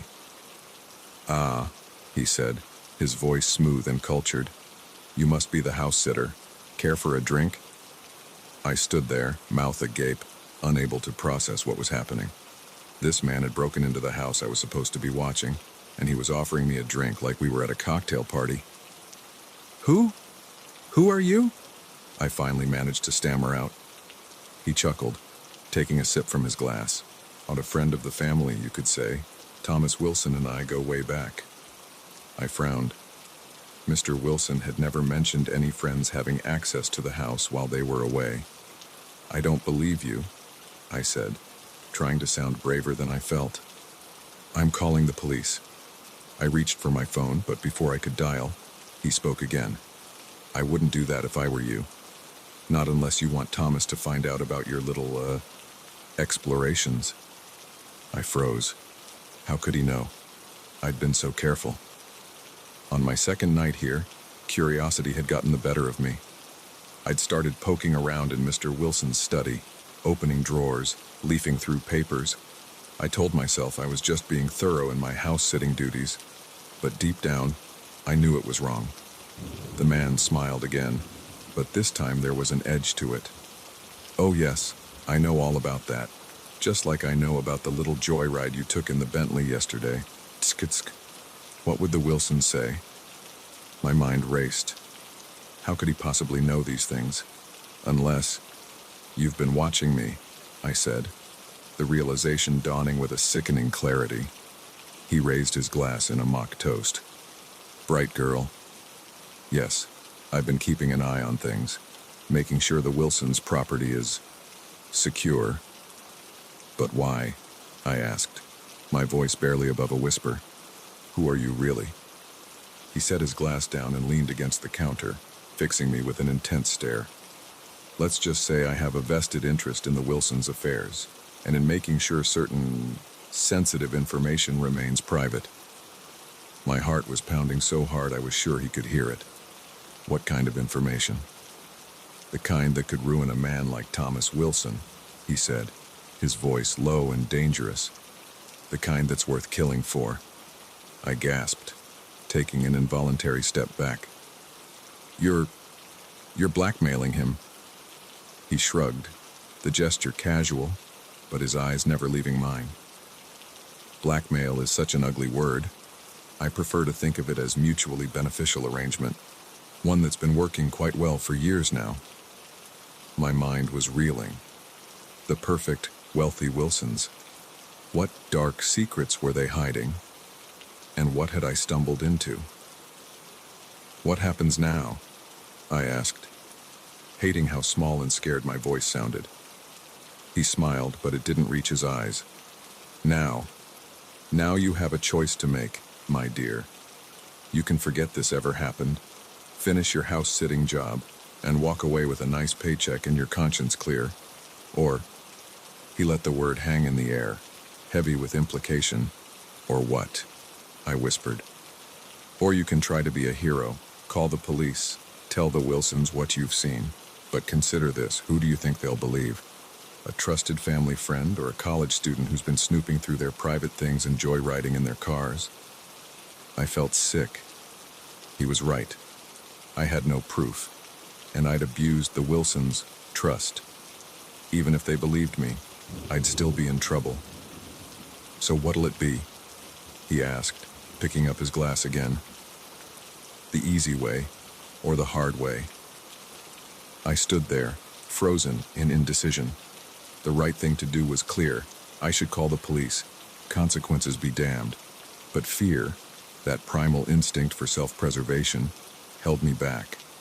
In the end, it wasn't courage or morality that decided it. It was pure, dumb luck. At that moment, headlights swept across the kitchen window. A car was coming up the driveway. The man's eyes widened in surprise. "Impossible," he muttered. "They're not due back for days." But the sound of car doors slamming, followed by familiar voices, proved him wrong. The Wilsons were home early. In the chaos that followed, the Wilsons' shock at finding an intruder, my fumbling explanations, the man's smooth lies, the truth came out. It wasn't pretty. There were tears, recriminations, threats of legal action. But in the end, justice prevailed. The man, whose real name I never learned, was arrested.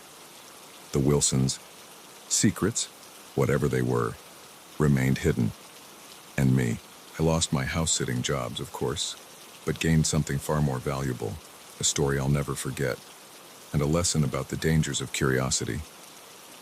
Now, whenever I pass by a grand house with its manicured lawns and gleaming windows, I can't help but wonder what secrets lie behind those perfect facades. But I've learned my lesson. Some doors are better left unopened, some questions better left unasked, because you never know when you might find yourself caught in the middle of someone else's dangerous game.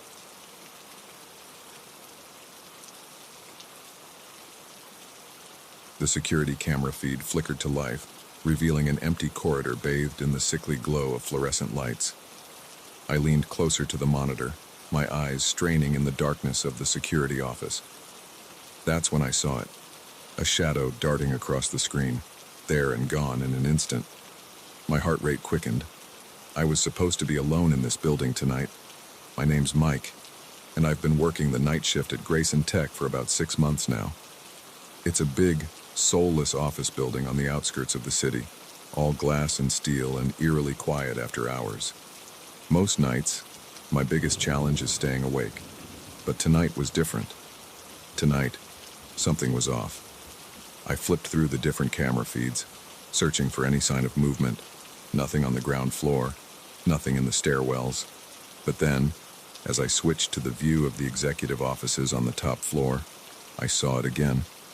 A figure, moving swiftly between the cubicles, clearly trying to avoid detection. My first instinct was to call the police, but something held me back.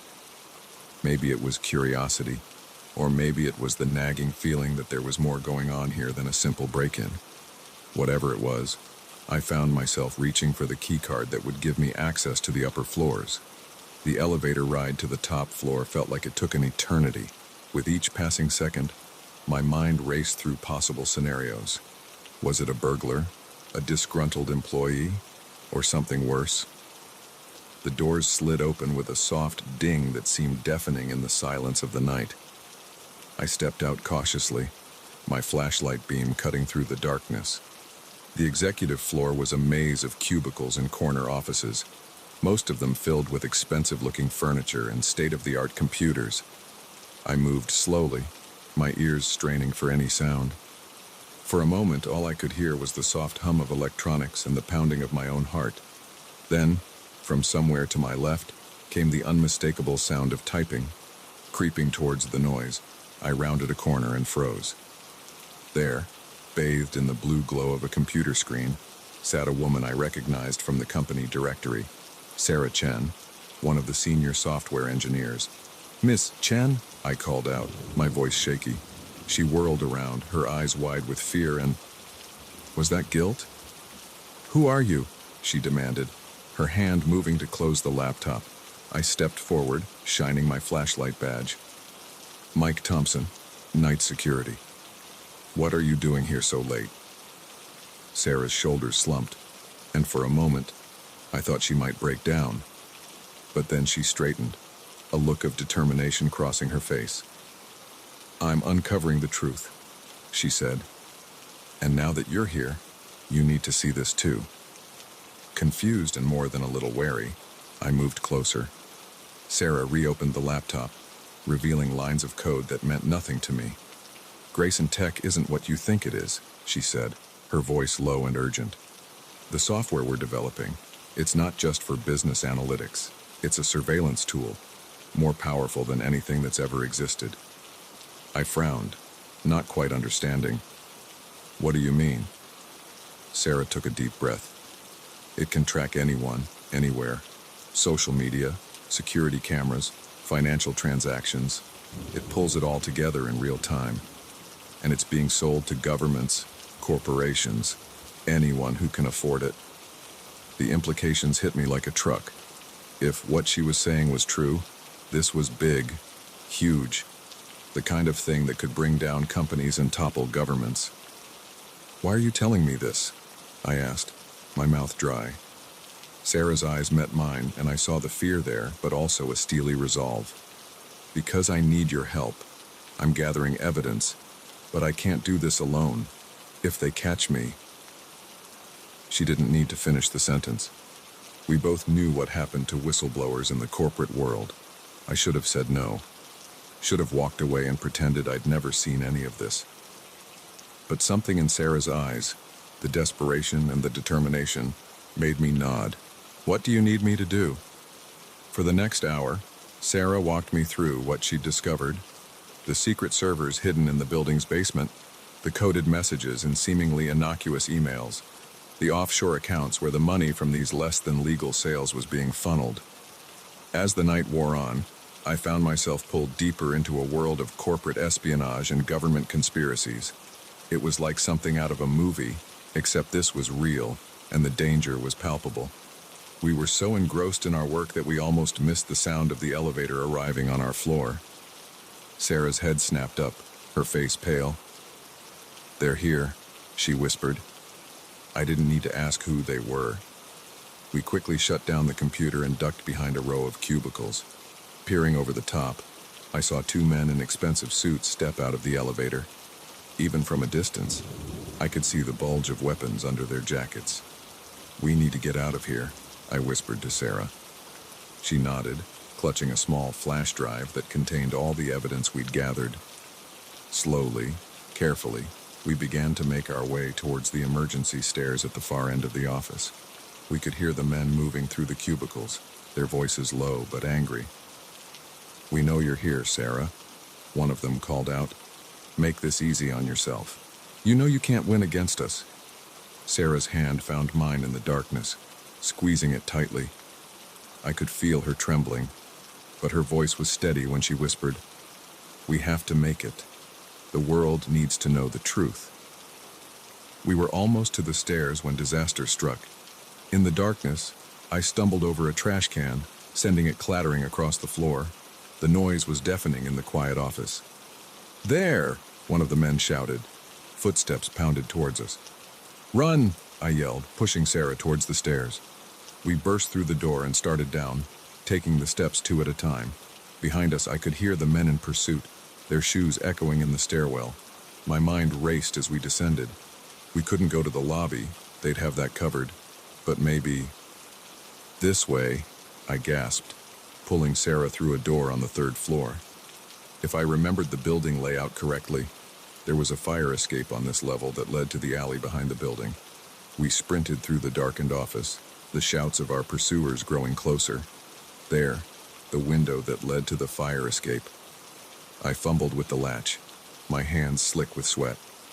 Just as the door to the office burst open, the window swung free. "Go," I urged Sarah, helping her through. I followed quickly, pulling the window shut behind us. The metal of the fire escape creaked ominously as we clambered down. Above us, I could hear the men cursing as they realized where we'd gone. A gunshot rang out, the bullet pinging off the railing near my head. We hit the ground running, Sarah clutching the flash drive like it was a lifeline. Which, in a way, it was.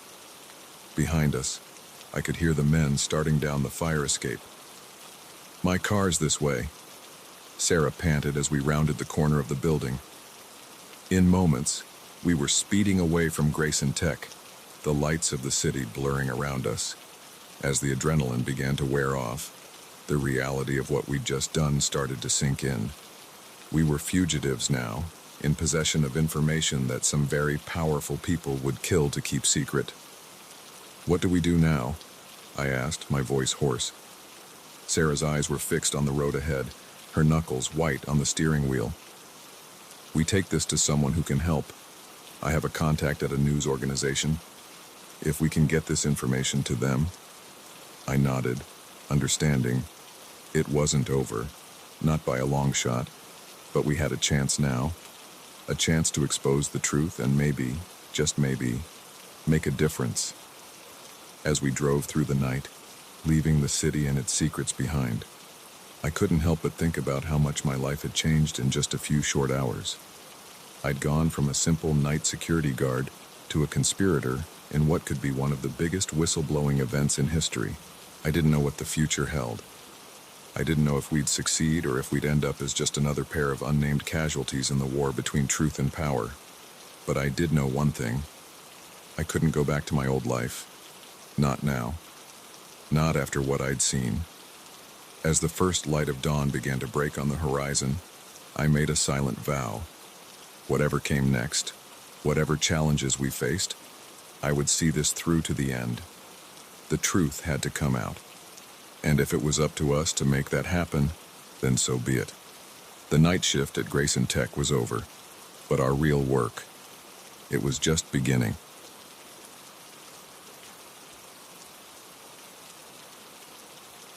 The rusty gate creaked open, its protest echoing through the still night air. I hesitated, 1 foot on the overgrown path leading to the abandoned Oakwood Asylum. The dilapidated building loomed before us, its broken windows like hollow eyes staring down accusingly. This was a bad idea. I knew it, but the thrill of adventure and the goading of my friends pushed me forward. "Come on, Alex. Don't chicken out now," Mia called from ahead, her flashlight beam dancing erratically across the crumbling facade. I took a deep breath and stepped fully onto the property, the gate clanging shut behind me with a finality that sent a shiver down my spine. There were 4 of us. Mia, our self-appointed leader, Jake, her boyfriend and resident skeptic, Liv, our amateur photographer, and me, the reluctant voice of reason that no one ever listened to. We'd been planning this excursion for weeks, ever since Mia stumbled across an article about the asylum's dark history. Opened in the 1800s and shut down in the 1970s amid allegations of patient abuse and unethical experiments, Oakwood had become the stuff of local legend. Ghost hunters and thrill seekers had tried to explore it over the years, but most were scared off by the building's deteriorating state or chased away by the police. But tonight was different. The full moon provided just enough light to navigate by, and Mia's cousin on the police force had tipped her off that patrols would be light. It was now or never. As we approached the main entrance, the weight of the building's history seemed to press down on us. Graffiti covered the lower walls, a crude attempt to mask the institution's grim past with color. Liv snapped a few photos, the flash momentarily illuminating the decrepit porch. "Okay, everyone remember the plan?" Mia whispered, her excitement palpable. "We stick together, we don't touch anything we don't have to, and if anyone wants to leave, we all leave. Got it?" We nodded in agreement, though I noticed Jake rolling his eyes. He'd made it clear he thought this whole ghost hunting thing was ridiculous, but he wasn't about to let Mia go in without him. The front door was chained shut, but Jake made quick work of it with the bolt cutters he'd brought. The chain fell away with a clank that seemed to echo forever in the quiet night. Mia pushed the door open, and we were hit with a wave of stale, musty air. Stepping inside was like crossing a threshold into another world. Our flashlights revealed a reception area frozen in time. Dust-covered chairs lined the walls, and an ancient reception desk stood sentinel, its surface littered with moldering papers and long-dead plants. "This is incredible," Liv breathed, her camera clicking rapidly. "It's like they just walked out one day and never came back." We moved deeper into the building, our footsteps echoing off the peeling walls. The beam of my flashlight caught something etched into the paint, a name, "Help Me," scratched with desperate intensity. I swallowed hard, trying to ignore the chill that ran down my spine. The further we went, the more oppressive the atmosphere became. The air grew thicker, heavier with dust and decay. We passed by old treatment rooms, their equipment rusted and ominous in the dim light. An overturned gurney in one hallway made us all jump, its wheels squeaking slightly as our movement disturbed decades of stillness. "Hey, check this out," Jake called, his voice unnaturally loud in the quiet. He was standing in front of a heavy metal door, its surface marred by deep scratches. "Looks like someone really wanted out of here." As we gathered around, I noticed something odd. Unlike everything else we'd seen, this door seemed cleaner somehow, less dusty. Before I could point this out, Mia was already pushing it open. The room beyond was pitch black, swallowing our flashlight beams. As we stepped inside, I felt a change in the air. It was cooler here, with a faint breeze that shouldn't have been possible in a sealed building. "Guys, I don't like this," I said, my voice barely above a whisper. "Maybe we should—" I never finished that sentence. The door slammed shut behind us with a resounding bang, plunging us into total darkness. Liv screamed, and I heard the clatter of her camera hitting the floor. "What the hell?" Jake's voice was tight with barely controlled panic. "Mia, where are you? Everyone okay?" I fumbled with my flashlight, my hands shaking so badly I could barely keep hold of it. When I finally got it working, the beam revealed a room that hadn't been there a moment ago. Gone was the decrepit asylum interior. Instead, we found ourselves in what looked like a modern laboratory, all gleaming stainless steel and softly humming machinery. This isn't possible," Mia whispered, her earlier bravado completely gone. "Where are we?" Before anyone could answer, a door at the far end of the room hissed open. A figure stepped through, backlit so we couldn't make out any features. But its silhouette was all wrong. Too tall, limbs too long and jointed in impossible ways. "Welcome," it said, its voice a harsh, metallic rasp that set my teeth on edge. "We've been waiting for you." Panic set in. We turned to flee, only to find the door we'd entered through was gone, replaced by a smooth, featureless wall. We were trapped. What followed was a nightmare of flashing lights, screeching alarms, and the constant, terrifying presence of our inhuman hosts. They herded us through endless corridors, separated us, subjected us to tests and procedures I still can't bring myself to describe. I lost all sense of time. It could have been hours or days before I found myself back in that first room, reunited with my friends. We were different now, changed in ways both subtle and profound. Liv's eyes glowed faintly in the dim light. Jake's skin had a metallic sheen to it. Mia wasn't Mia anymore. Not really. The figure from before stood watching us, its featureless face somehow conveying amusement. "The experiment was a success," it said. "You may go." Just like that, we were outside again, standing in front of the abandoned asylum as if nothing had happened. But we knew better.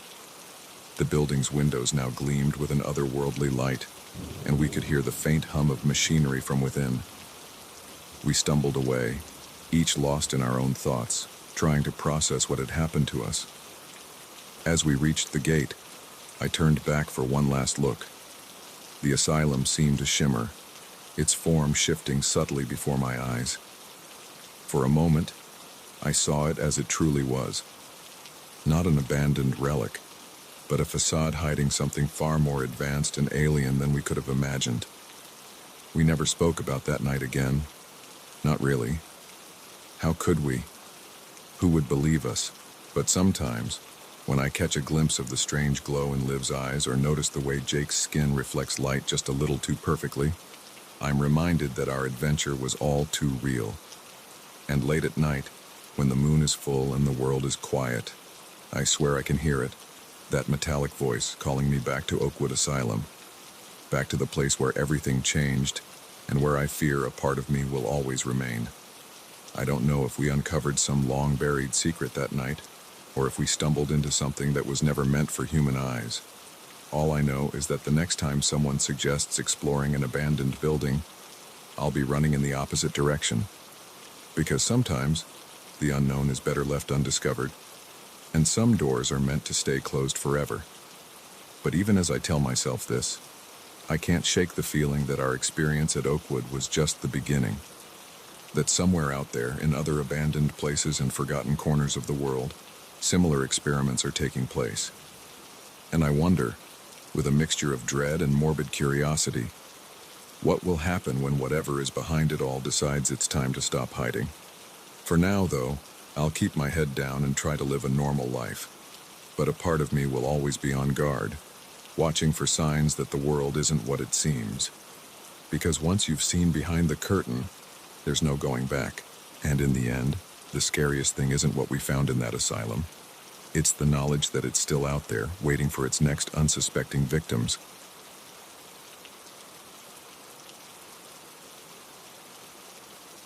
The GPS chimed cheerfully, announcing that I had arrived at my destination.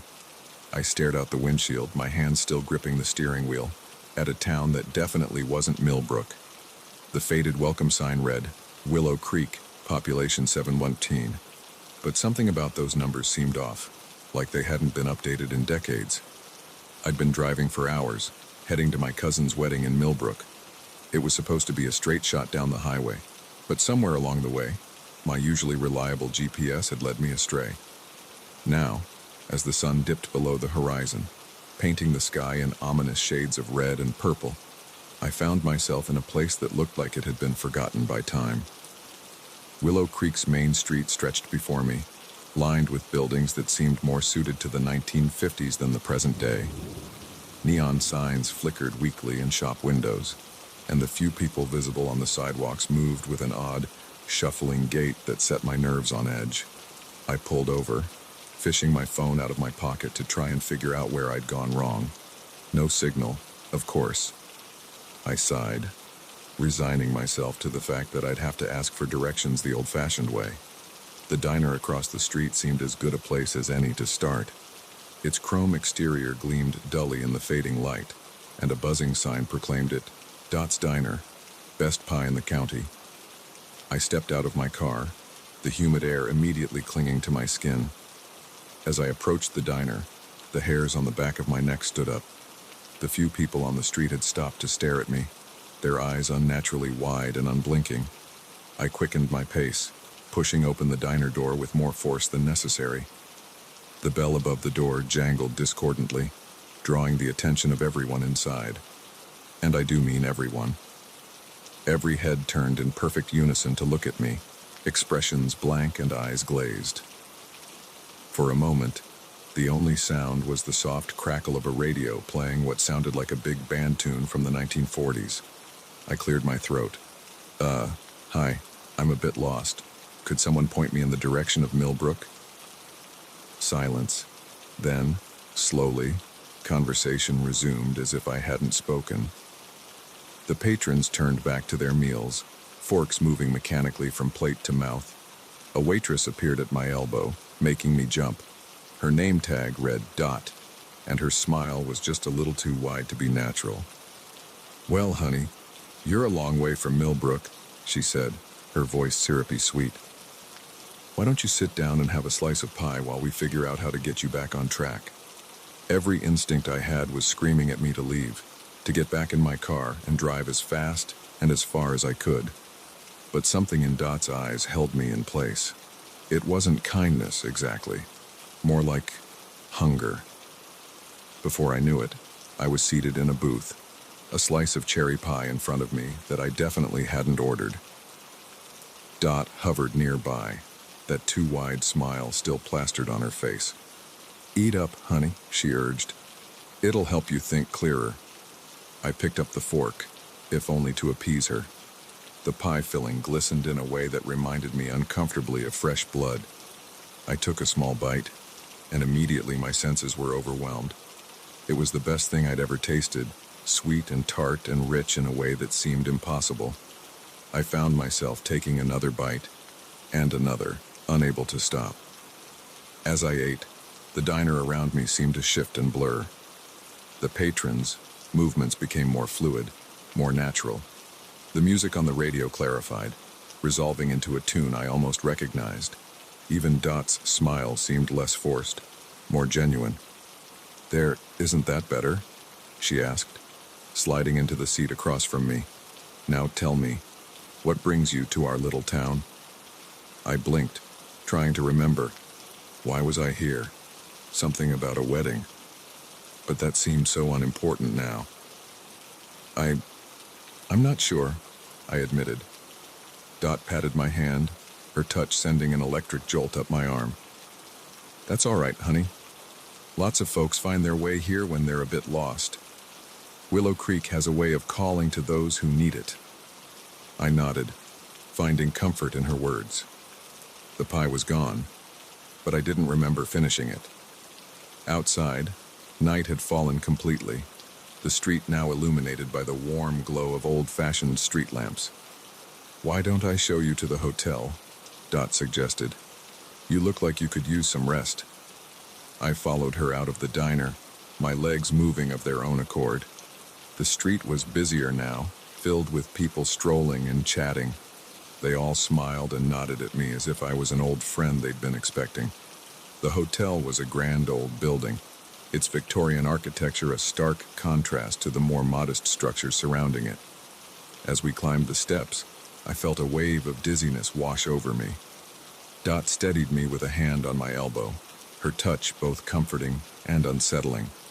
Don't worry, she said, her voice sounding distant and echoing. Everyone feels a bit off at first. You'll adjust soon enough. The lobby was a blur of dark wood and red velvet. I have a vague memory of signing something, of being handed a heavy brass key. Then I was in a room, ornate wallpaper swirling in patterns that seemed to move when I wasn't looking directly at them. I collapsed onto the bed, my head spinning. As consciousness slipped away, I heard Dot's voice one last time, though I couldn't see her in the room. Welcome to Willow Creek, honey. You're home now. I woke with a start, sunlight streaming through lace curtains I didn't remember. For a moment, I couldn't remember where I was or how I'd gotten there. Then it all came flooding back. The wrong turn, the strange town, Dot's diner, the pie. I sat up, my head pounding. The room around me was like something out of a period drama, all antique furniture and faded elegance. But there was something off about it, like a movie set that wasn't quite convincing up close. I stumbled to the window, pulling back the curtains. The street below was bustling with activity, but it was all wrong. Cars from the 1950s cruised by, fins gleaming in the morning sun. Women in poodle skirts and men in fedoras strolled down the sidewalk. It was like the whole town was stuck in a time warp. My phone. I needed to call for help. But when I reached for it, my pockets were empty. In fact, I realized with growing horror, I was wearing entirely different clothes. A button-up shirt and high-waisted trousers that looked like they came straight out of a vintage store. There was a knock at the door. Room service, Dot's cheery voice called out. I opened the door cautiously. Dot stood there, balancing a tray with a steaming cup of coffee and another slice of that damn pie. Good morning, sunshine, she chirped. Thought you might need a pick-me-up after your long journey. What's going on here? I demanded, my voice hoarse. What is this place? What did you do to me? Dot's smile never wavered. Now, there's no need for all that. Willow Creek is just a special place for special people. People who need a fresh start, who want to forget their troubles. And you, my dear, looked like you needed that more than most. I shook my head, trying to clear the fog that still clung to my thoughts. But I didn't want this. I was just passing through. I need to get back. I have a wedding to... A wedding? Dot interrupted, her eyes gleaming. Oh, honey, is that what's got you so worked up? Well, why didn't you say so? We love weddings here in Willow Creek. In fact, I think old Mr. Johnson's daughter is getting married this weekend. I'm sure they'd be happy to have you join the celebration. The way she said it made it clear this wasn't a suggestion. I felt a chill run down my spine as I realized the true nature of my situation. This wasn't just a strange town. It was a trap, and I had walked right into it. I think I'd like to leave now, I said, trying to keep my voice steady. Dot's smile turned sad. Oh, honey, don't you know? Nobody ever really leaves Willow Creek, but don't worry. You'll come to love it here. We all do, in the end. As if on cue, a group of townspeople appeared in the hallway behind her. Their smiles were identical to Dot's, their eyes holding the same hungry look I'd noticed the night before. Why don't you come downstairs and meet everyone properly? Dot suggested, reaching out to take my hand. After all, we're your family now. I wanted to resist, to run, to scream. But as Dot's fingers closed around mine, I felt that same electric jolt from the night before. And suddenly, the idea didn't seem so bad. After all, wasn't this what I'd always wanted? A place to belong, a simpler life, free from the stresses of the modern world. As Dot led me down the stairs, the other townspeople falling in behind us like a macabre parade, I felt the last of my resistance fading away. Willow Creek may not have been my intended destination, but maybe, just maybe, it was where I was meant to be all along. The sun shone brightly outside, the street alive with the bustle of a perfect 1950s day, and as I stepped out into it, hand in hand with my new family, I couldn't quite remember why I had ever wanted to leave.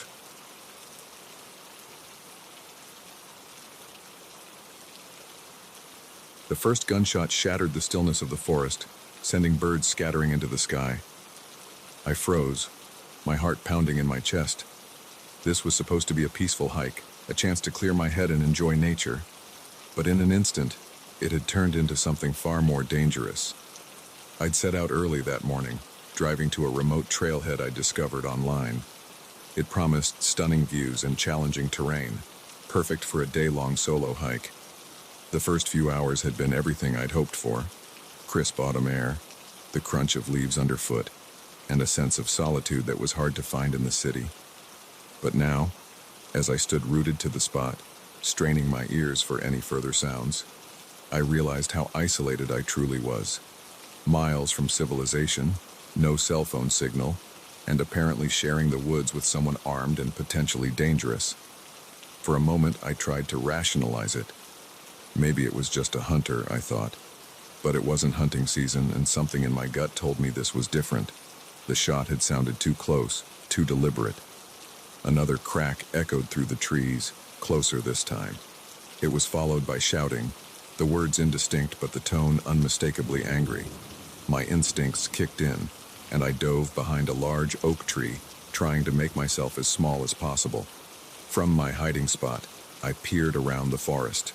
The dense undergrowth that had seemed so beautiful earlier now felt oppressive, potentially hiding threats from every angle. I tried to control my breathing, knowing that any sound could give away my position. That's when I saw them. Two men, dressed in camouflage, crashed through the brush about 50 yards away. They were carrying rifles and moving with purpose, their eyes scanning the forest floor. Poachers, I realized with a jolt. And from their agitated movements, it was clear they were pursuing something, or someone. I pressed myself harder against the tree, willing myself to become invisible. The men were getting closer, their voices now clear enough for me to make out words. He couldn't have gotten far, one of them growled. Not with that wound.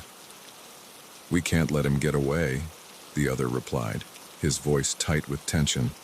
If he talks, we're done for. My mind raced. They weren't hunting animals, they were hunting a person. Someone who had seen something they shouldn't have. Someone who was now injured and running for their life. And I was caught in the middle of it. I knew I should stay hidden, wait for them to pass, and then make my way back to my car as quickly and quietly as possible. But a nagging voice in the back of my mind wouldn't let me. Someone out there needed help, and I might be their only chance.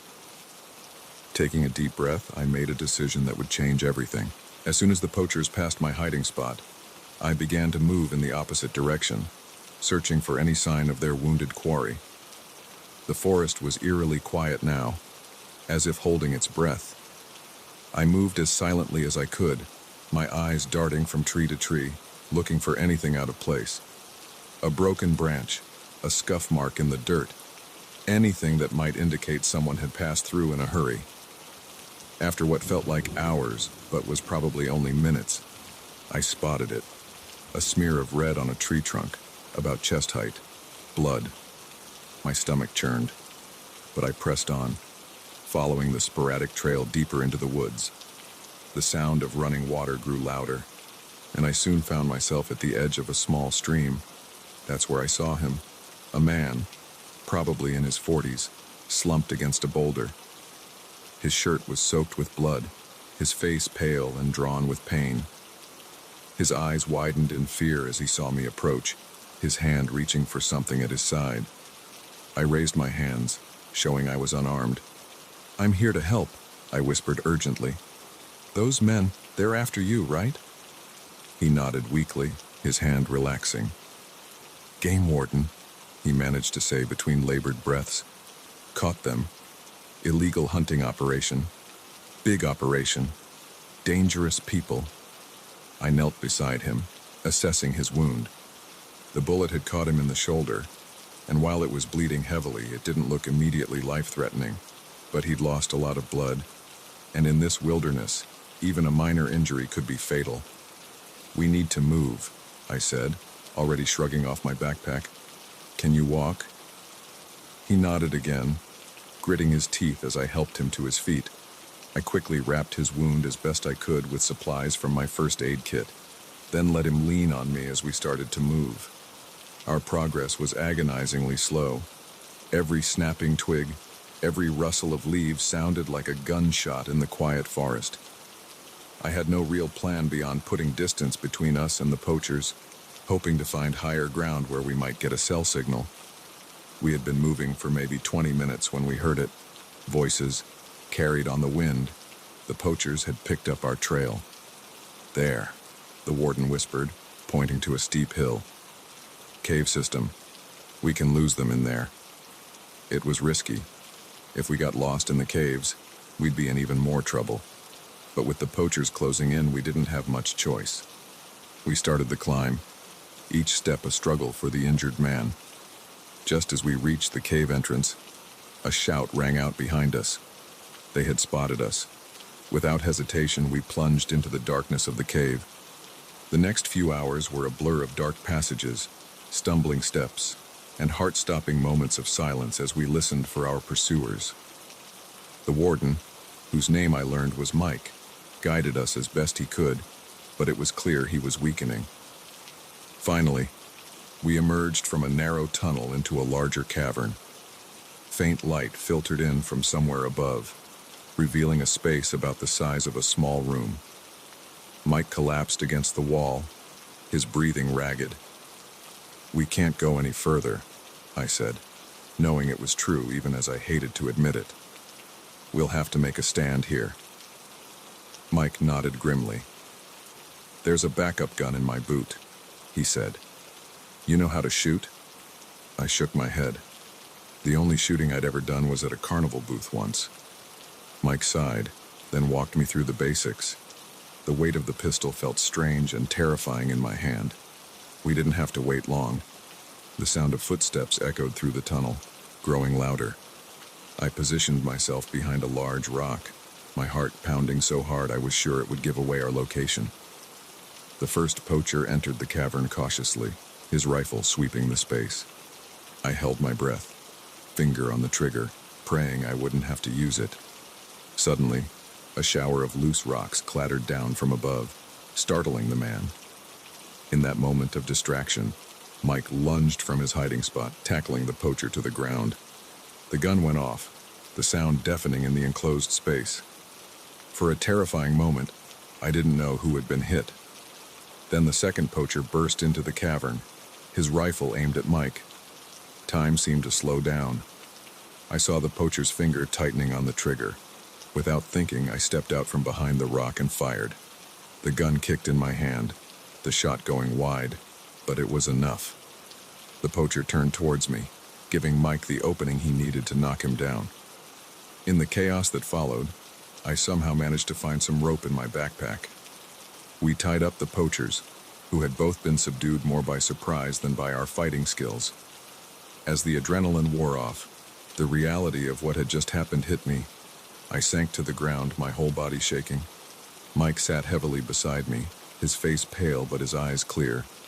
"You did good, kid," he said softly.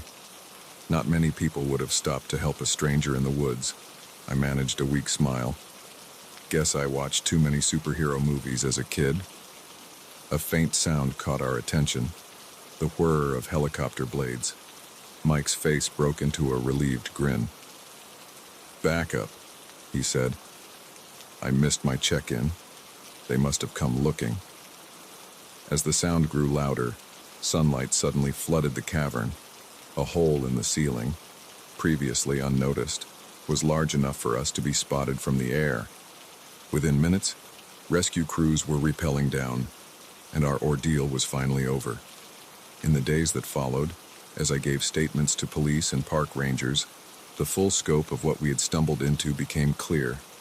The poachers were part of a large, illegal hunting operation that had been targeting endangered species in the area for years. Our actions had led to the bust of a major wildlife crime ring. Mike recovered from his injuries and made sure I was recognized for my role in the incident. But the greatest reward was the knowledge that I had made a difference, that when faced with a critical moment, I had chosen to help rather than turn away. Now, whenever I go hiking, I carry a more comprehensive first aid kit, a satellite phone, and a newfound appreciation for the unexpected turns life can take. The forest is still my sanctuary, but I move through it with opened eyes, always aware that adventure, and the opportunity to make a difference, might be waiting just around the next bend in the trail.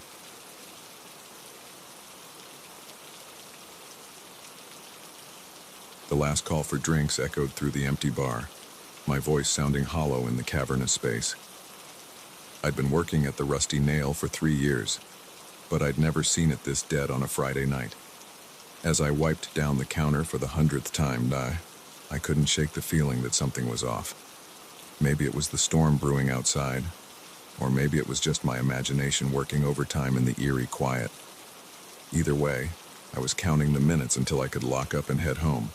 I'm Sarah, by the way, bartender extraordinaire tonight, apparently the only soul brave enough to face the howling wind and sheeting rain. Even my boss had called it quits early, leaving me with strict instructions to close up shop at midnight sharp. No exceptions.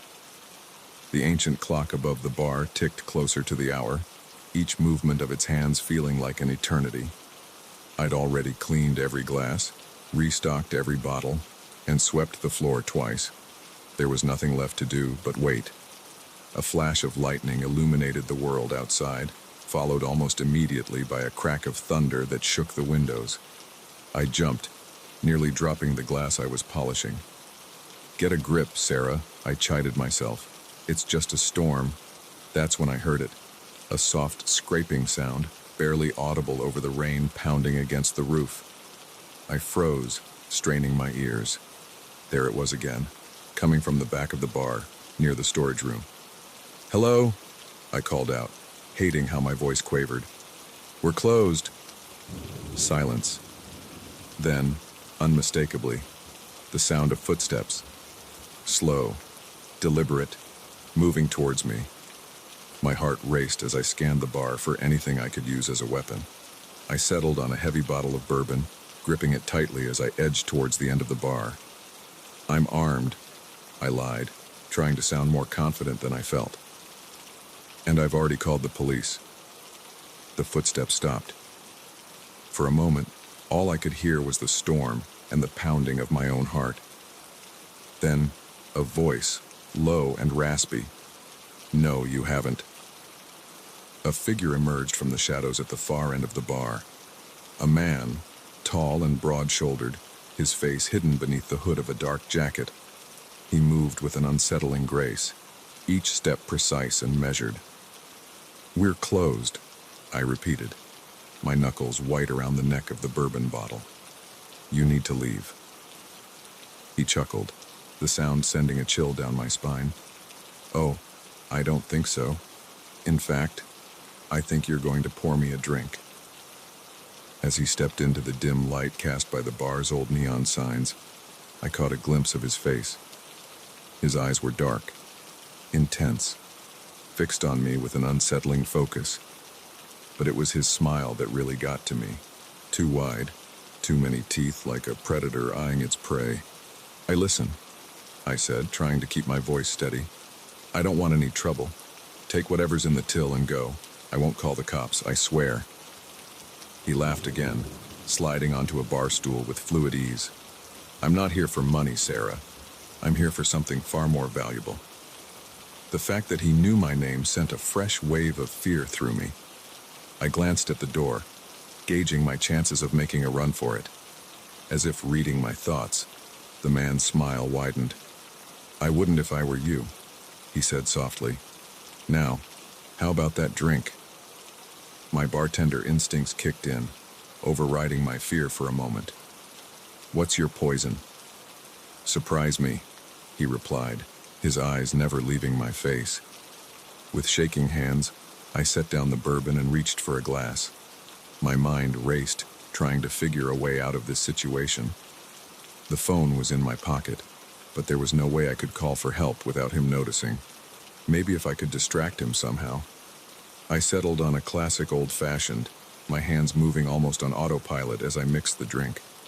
The familiar routine helped calm my nerves, if only slightly.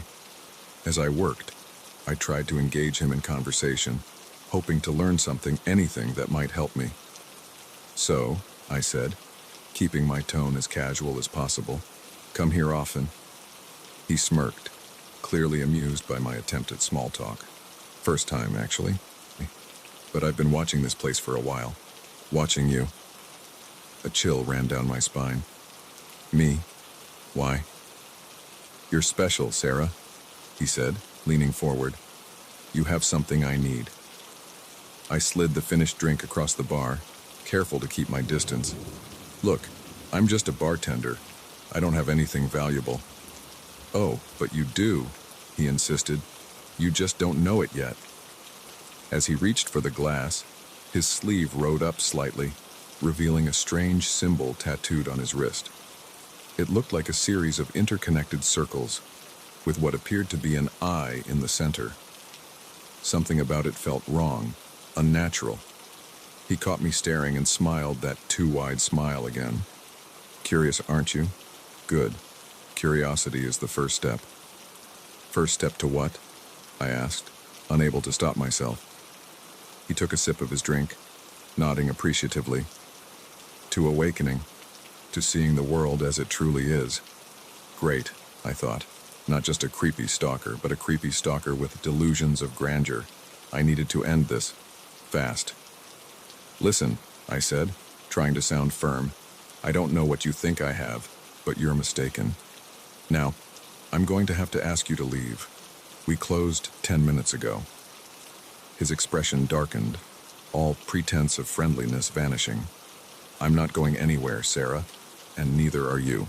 Not until you give me what I came for. And what exactly is that? I demanded, fear giving way to anger. In response, he reached into his jacket and pulled out a small, ornate box. It was made of some dark wood I didn't recognize, carved with symbols similar to the one on his wrist. As he set it on the bar, I could have sworn I heard a faint whisper coming from inside. In this box, he said, his voice low and intense, is a key that can only be used by someone with a very special gift. A gift that you possess, whether you know it or not. I stared at the box, a sense of dread washing over me. Part of me wanted to grab it and run, while another part wanted to smash it to pieces. Instead, I forced myself to meet his gaze. I don't know what you're talking about, I said. I don't have any gift. I'm just a normal person trying to do my job. He shook his head, a look of pity crossing his face. Oh, Sarah, there's nothing normal about you. Why do you think you've always felt different?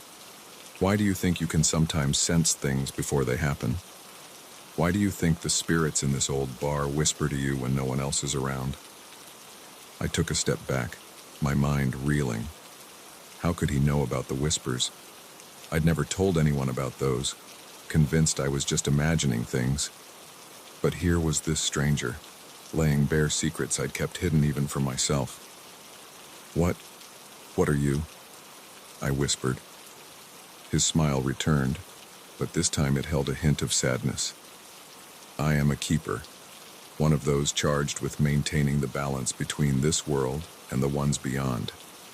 And you, Sarah, are a gatekeeper, one with the power to open doors that should remain closed, or to seal them shut forever. As he spoke, the air in the bar seemed to thicken. The shadows in the corners grew deeper, more menacing, and the whispers I'd always dismissed as my imagination grew louder, more insistent. This isn't real, I said, but even as the words left my mouth, I knew they were a lie. Deep down, in a part of myself I'd always tried to ignore, I knew he was telling the truth. "It's very real," he said softly, "and it's time for you to accept your role. Open the box, Sarah. Claim the key. Embrace your destiny." I looked at the box, then back at him. In that moment, I realized I was standing on a precipice. One choice would lead me back to my normal life, tending bar and pretending I didn't hear whispers in the night. The other would plunge me into a world I didn't understand, full of dangers I couldn't imagine. But as the whispers grew to a crescendo, as the shadows seemed to press in around us, I knew there was really only one choice. With a trembling hand, I reached for the box. As my fingers touched the carved wood, a jolt of energy shot through me. The box sprang open, revealing a key that seemed to be made of pure light. As I lifted it, the world around me shifted, reality peeling away to reveal glimpses of other places, other times. The stranger, the keeper, nodded approvingly.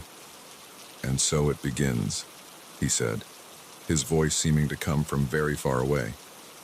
I clutched the key to my chest, feeling its power coursing through me. Whatever came next, whatever challenges this new reality held, I knew my life would never be the same. The rusty nail faded away, and with it, my old life as just another bartender in just another small-town bar. A new journey was beginning, and somehow, I knew it was one I'd been preparing for my entire life.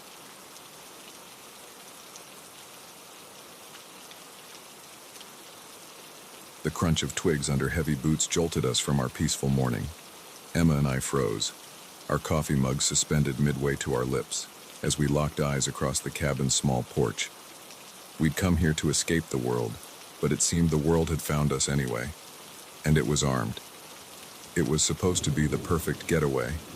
A quaint cabin nestled in the woods, miles from the nearest town, with no cell service, and only the sounds of nature to keep us company. Emma had found it online, a last-minute booking for a long weekend. "Just what we need," she'd said, her eyes sparkling with excitement. No distractions, no interruptions, just us. I'd agreed, eager to leave behind the stress of work and the constant buzz of city life. And for the first day and a half, it had been perfect. We'd hiked, swam in the crystal-clear lake, and spent long hours simply sitting on the porch, talking and laughing like we hadn't done in years. But now, as the sound of voices drifted through the trees, that bubble of tranquility shattered. "Did you hear that?" Emma whispered, setting her mug down with a trembling hand. I nodded, my mind racing. It could be other hikers, I told myself. Or maybe the property owner coming to check on something. But the tension in the air, the way the forest had suddenly gone quiet, told me this was something else entirely. "Get inside," I said, keeping my voice low. "Lock the door. I'll see what's going on." Emma opened her mouth to protest, but another sound cut her off, the unmistakable metallic click of a gun being cocked. We moved quickly, slipping inside the cabin and shutting the door as quietly as possible. Through the window, I could see movement at the edge of the clearing. 2 men, dressed in camouflage, their faces obscured by thick beards and low-brimmed hats. "What do we do?" Emma asked, her voice barely above a whisper. I shook my head, at a loss. We were trapped. The cabin had no basement, no secret passages, just 4 walls and a roof, suddenly feeling very flimsy against the threat outside. The men were closer now, their voices clear enough for us to make out words.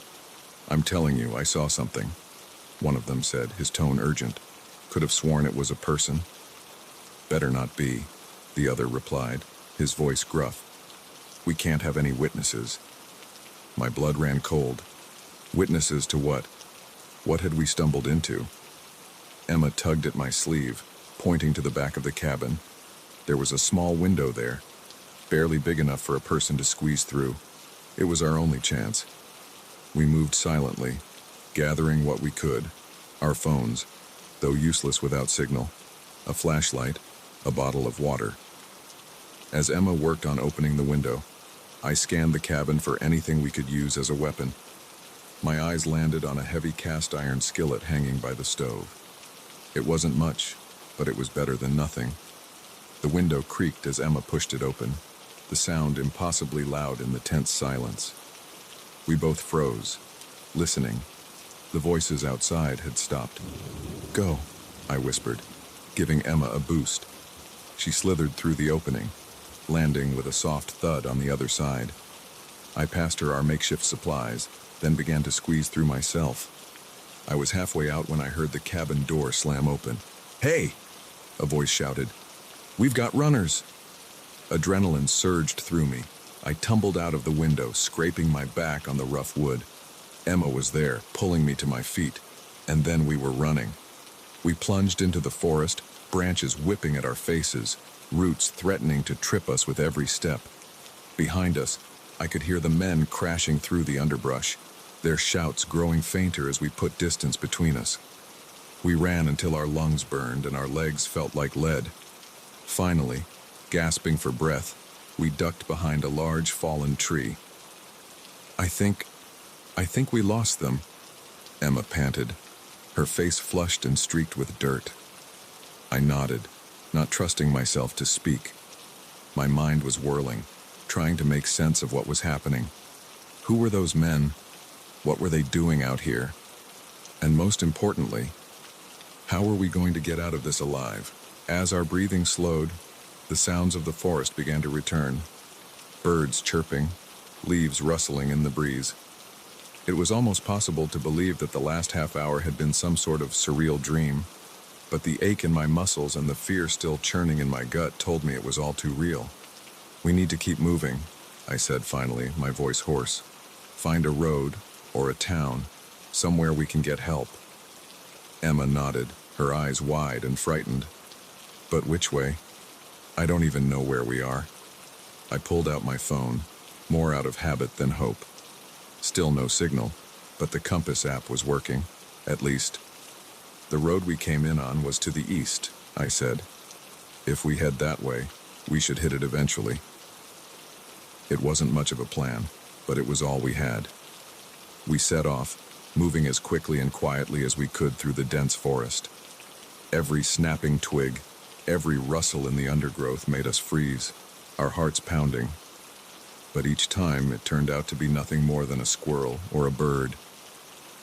We had been walking for what felt like hours when we heard it, the distant rumble of an engine. Hope surged through me. A car meant a road, and a road meant potential rescue. But as we crept closer to the sound, that hope turned to ash in my mouth. Through the trees, I could see a clearing, and in that clearing was a sight that made my blood run cold. A group of men, at least a dozen, were gathered around several large trucks. They were unloading crates, their contents hidden but easy enough to guess given the circumstances. This was no small-time operation. This was organized, professional, and extremely dangerous. I felt Emma tense beside me. "We need to go," she whispered. "Now." But before we could move, a shout rang out. "Over there! I saw something." We ran. There was no attempt at stealth now, no careful movement through the forest. We crashed through the underbrush, branches tearing at our clothes, roots threatening to send us sprawling with every step. Behind us, I could hear the sounds of pursuit. Men shouting, branches breaking, the occasional crack of a gunshot that sent splinters of wood flying from nearby trees. My lungs were on fire, my legs screaming in protest, but terror kept me moving. The thought of what would happen if we were caught driving me forward. We burst out of the tree line onto a dirt road. To our left, it disappeared around a bend. To our right, about 100 yards away, was a bridge spanning a deep ravine. "The bridge," Emma gasped. We can hide underneath." It was risky. If they thought of looking there, we'd be trapped. But the alternative was to keep running, and I didn't know how much longer we could manage that. We sprinted for the bridge, the sound of our pursuers growing louder with each passing second. As we reached it, I helped Emma down the steep embankment, then followed, sliding and scrambling to the space beneath the bridge's deck. We pressed ourselves against the concrete support, trying to quiet our ragged breathing. Above us, we could hear the thud of boots on the bridge, voices calling out to each other. They can't have gotten far. Spread out. Check the woods on the other side. What if they went down to the river? My heart nearly stopped at that last one. But then another voice, authoritative and impatient, cut through the chatter. We don't have time for this. The buyer will be here any minute. If they ran, they ran. We'll deal with it later. Everyone back to base, now. There were grumbles of protest, but soon the voices faded, replaced by the sound of engines starting up and driving away. We stayed hidden for what felt like hours, neither of us daring to speak. Finally, when the forest had been quiet for a long time, I risked a whisper. I think they're gone. Emma nodded, her face pale and streaked with tears. I hadn't noticed her crying. What do we do now? I took a deep breath, trying to think clearly despite the fear and exhaustion clouding my mind. We follow the road, I said finally, but we stay in the woods, out of sight. Sooner or later, it has to lead to a town or a highway. It wasn't much of a plan, but it was all we had. As we climbed back up to the road, the reality of our situation hit me anew. We were lost in the wilderness, being hunted by dangerous criminals, with no way to call for help. Our survival would depend on our wits, our stamina, and no small amount of luck. But as I looked at Emma, saw the determination in her eyes despite her fear, I felt a glimmer of hope. We were in this together, and together, somehow, we would find a way out. We set off down the road, staying just inside the tree line. Every step took us further from the nightmare we'd stumbled into, and closer, I hoped, to safety. But I knew the real journey was just beginning. Even if we made it out of these woods, we'd have a story to tell. A dangerous story that some very dangerous people would want to keep quiet. Our relaxing weekend getaway had turned into a fight for survival, and it was a fight I was determined to win.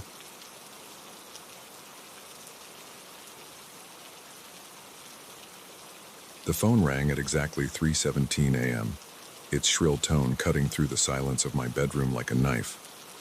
I jolted awake, my heart racing as I fumbled for the device on my nightstand. The screen showed an unknown number, and for a moment, I considered letting it go to voicemail. But something, instinct perhaps, or just morbid curiosity, made me answer. "Hello?" I mumbled, my voice thick with sleep. "I see you, Amanda," a low, gravelly voice responded. "You really should invest in better curtains." I bolted upright, fully awake now, my eyes darting to the window. The curtains were drawn, but suddenly they felt as transparent as gauze. I could almost feel unseen eyes boring into me from the darkness outside. "Who is this?" I demanded, trying to keep the tremor out of my voice. The voice chuckled, a sound that sent chills down my spine. "Just a friend, Amanda. A friend who's been watching you for a very long time." I ended the call, my hands shaking as I set the phone down. It had to be a prank, right? Some sick joke played by a bored teenager or a disgruntled ex. But as I sat there in the dark, the silence now oppressive rather than peaceful, I couldn't shake the feeling that this was something more sinister. Sleep eluded me for the rest of the night. I tossed and turned, jumping at every creak of the house settling, every rustle of leaves outside my window. When my alarm finally went off at 7 a.m., I was exhausted but relieved to see the soft light of dawn filtering through the curtains. The events of the night felt distant in the morning light, like a half-remembered nightmare. I went through my usual routine, shower, coffee, breakfast, trying to convince myself that it was nothing to worry about. By the time I left for work, I had almost succeeded in pushing the unsettling call out of my mind. Almost. The day passed in a blur of meetings and deadlines, the mundane rhythm of office life a welcome distraction. It wasn't until I was packing up to leave that the memory of the call came rushing back.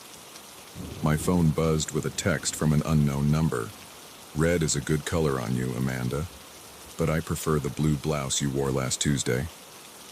My blood ran cold. I looked down at the red sweater I was wearing. then glanced around the office wildly. Most of my co-workers had already left for the day. Those still at their desks were engrossed in their work, paying me no attention. But someone, somewhere, was watching me. I practically ran to my car, my keys clutched tightly in my hand like a weapon.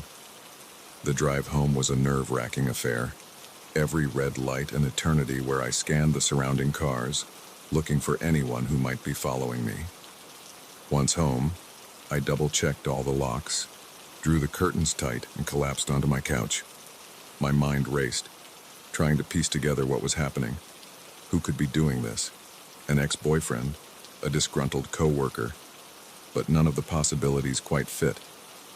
My phone buzzed again. Another unknown number. "You should really eat something, Amanda. You barely touched your lunch today." I threw the phone across the room, where it landed with a dull thud on the carpet. How did they know? How could they possibly know what I had or hadn't eaten? The next few days passed in a haze of paranoia. The calls and texts kept coming, always from different numbers, always revealing some intimate detail of my day. They knew when I woke up, what I wore, who I talked to.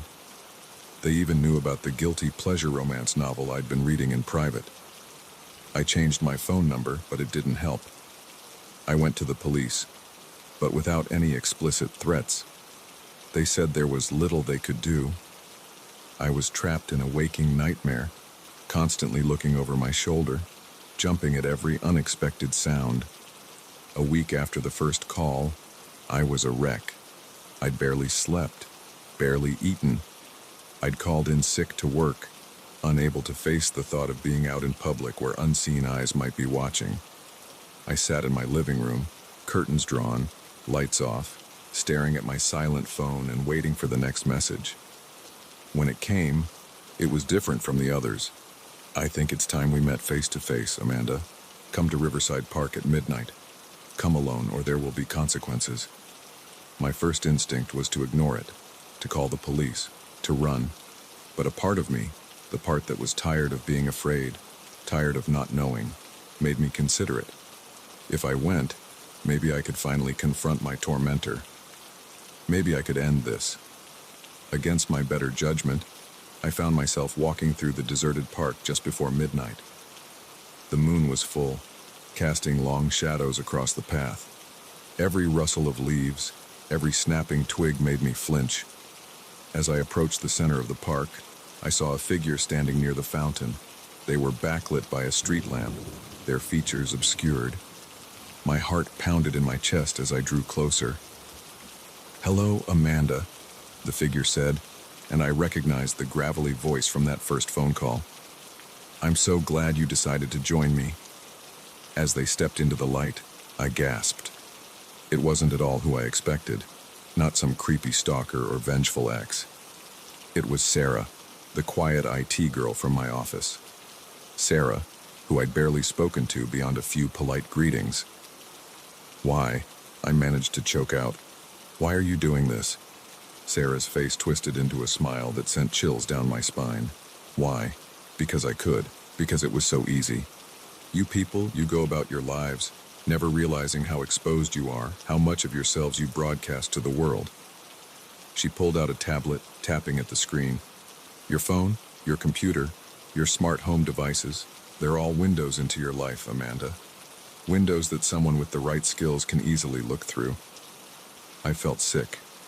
All this time, she'd been spying on me through my own devices. "But why me?" I asked. "What did I do to you?" Sarah laughed, a hollow sound devoid of humor. You didn't do anything. You were just convenient. The right combination of trusting and technologically naive. A perfect subject for my little experiment." "Experiment," I repeated, my voice barely a whisper. "To see how far I could go," Sarah said, her eyes gleaming with a manic light. "To see how much I could learn, how deeply I could burrow into someone's life without them knowing. And oh, Amanda, you did not disappoint. The things I've seen, the secrets I've learned."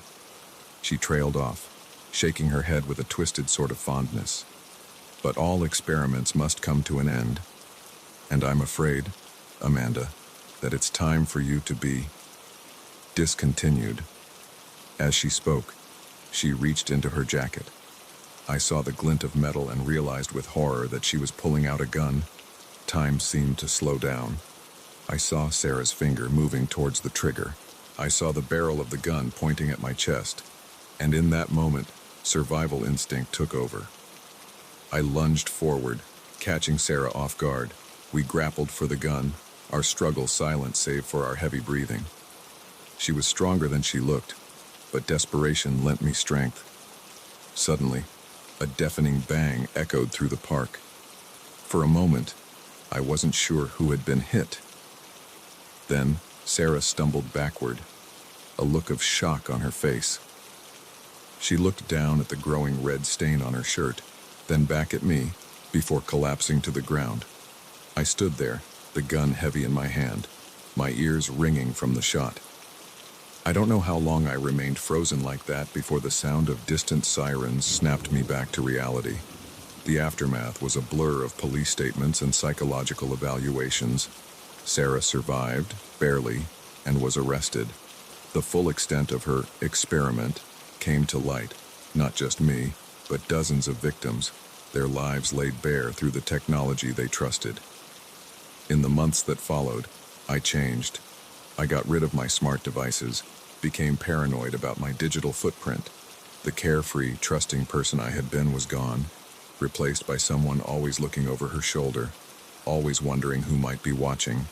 But slowly, gradually, I began to heal, to trust again, albeit cautiously, to reclaim my life.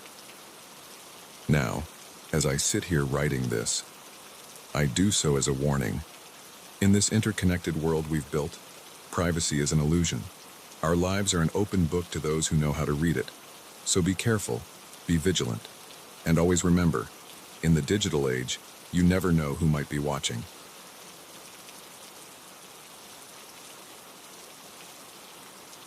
The cardboard box was heavier than it looked, its contents shifting ominously as I lifted it from the dusty shelf. Professor Blackwood's office was a cluttered maze of books, artifacts, and filing cabinets. But this box stood out.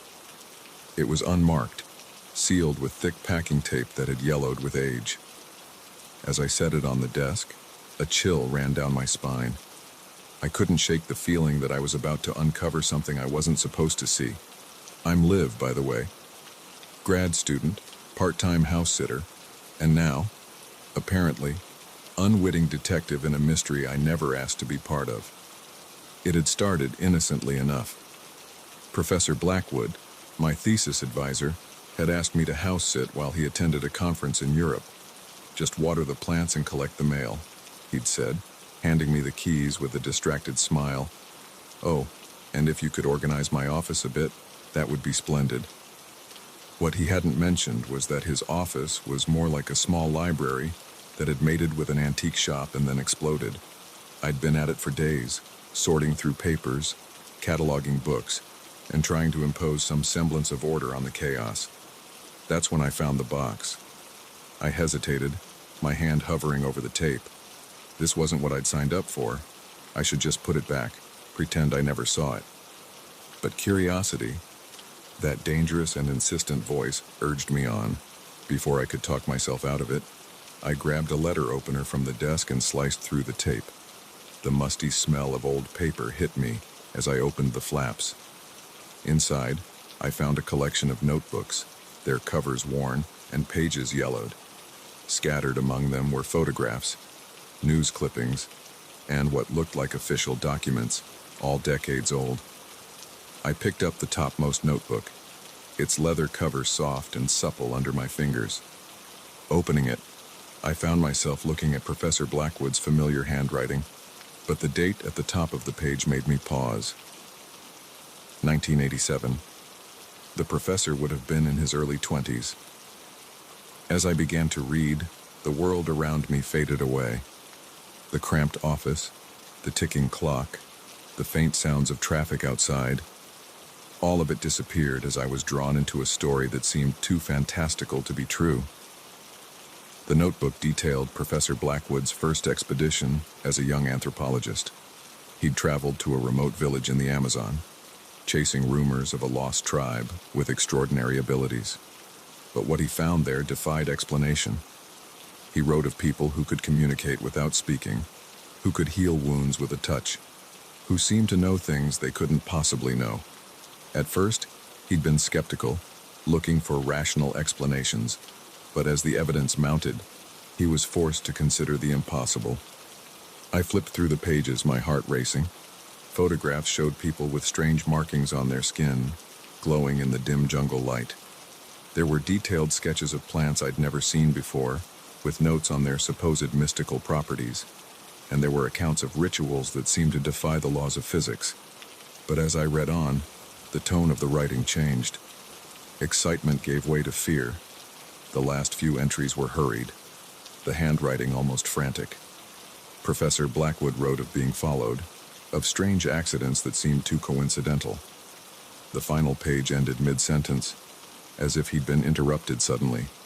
I set the notebook down, my hands shaking. This couldn't be real. It had to be some kind of elaborate fiction, maybe research for a novel. But as I sifted through the other contents of the box, a darker picture emerged. There were official-looking documents, heavily redacted, but I could make out phrases like subjects acquired and anomalous abilities. News clippings reported on the mysterious disappearance of an entire village in the Amazon. And there were photographs, blurry, out of focus, but unmistakably showing figures that looked more like special effects than real people. As I pieced it all together, a chill settled over me.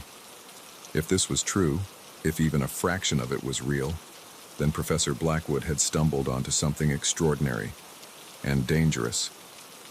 The kind of discovery that powerful people might want to keep hidden. But why had he kept all of this?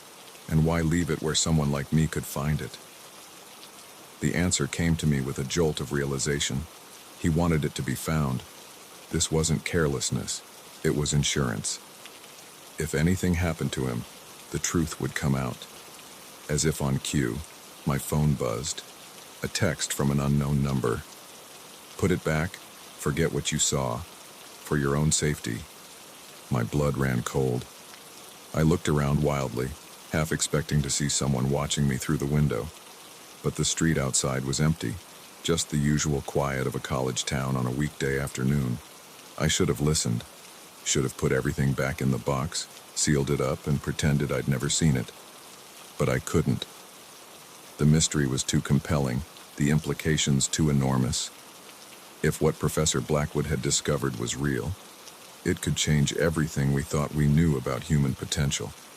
With shaking hands, I began to take photos of everything in the box. The notebooks, the documents, the photographs.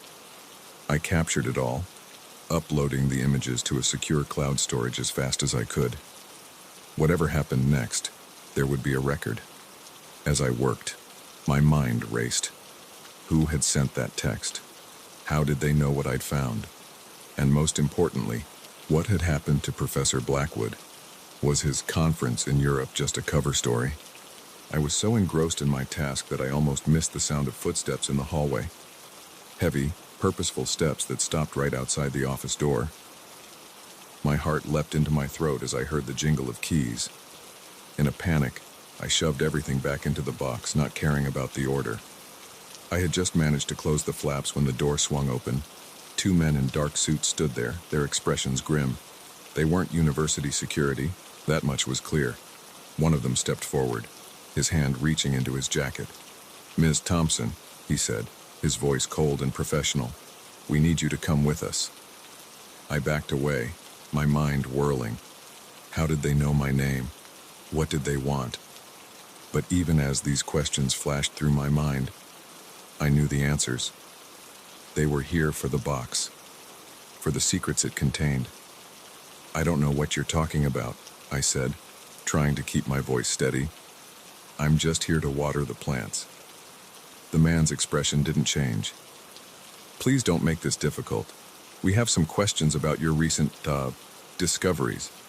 I glanced at the window, gauging my chances. We were only on the second floor. If I could just... The man must have sensed my intention.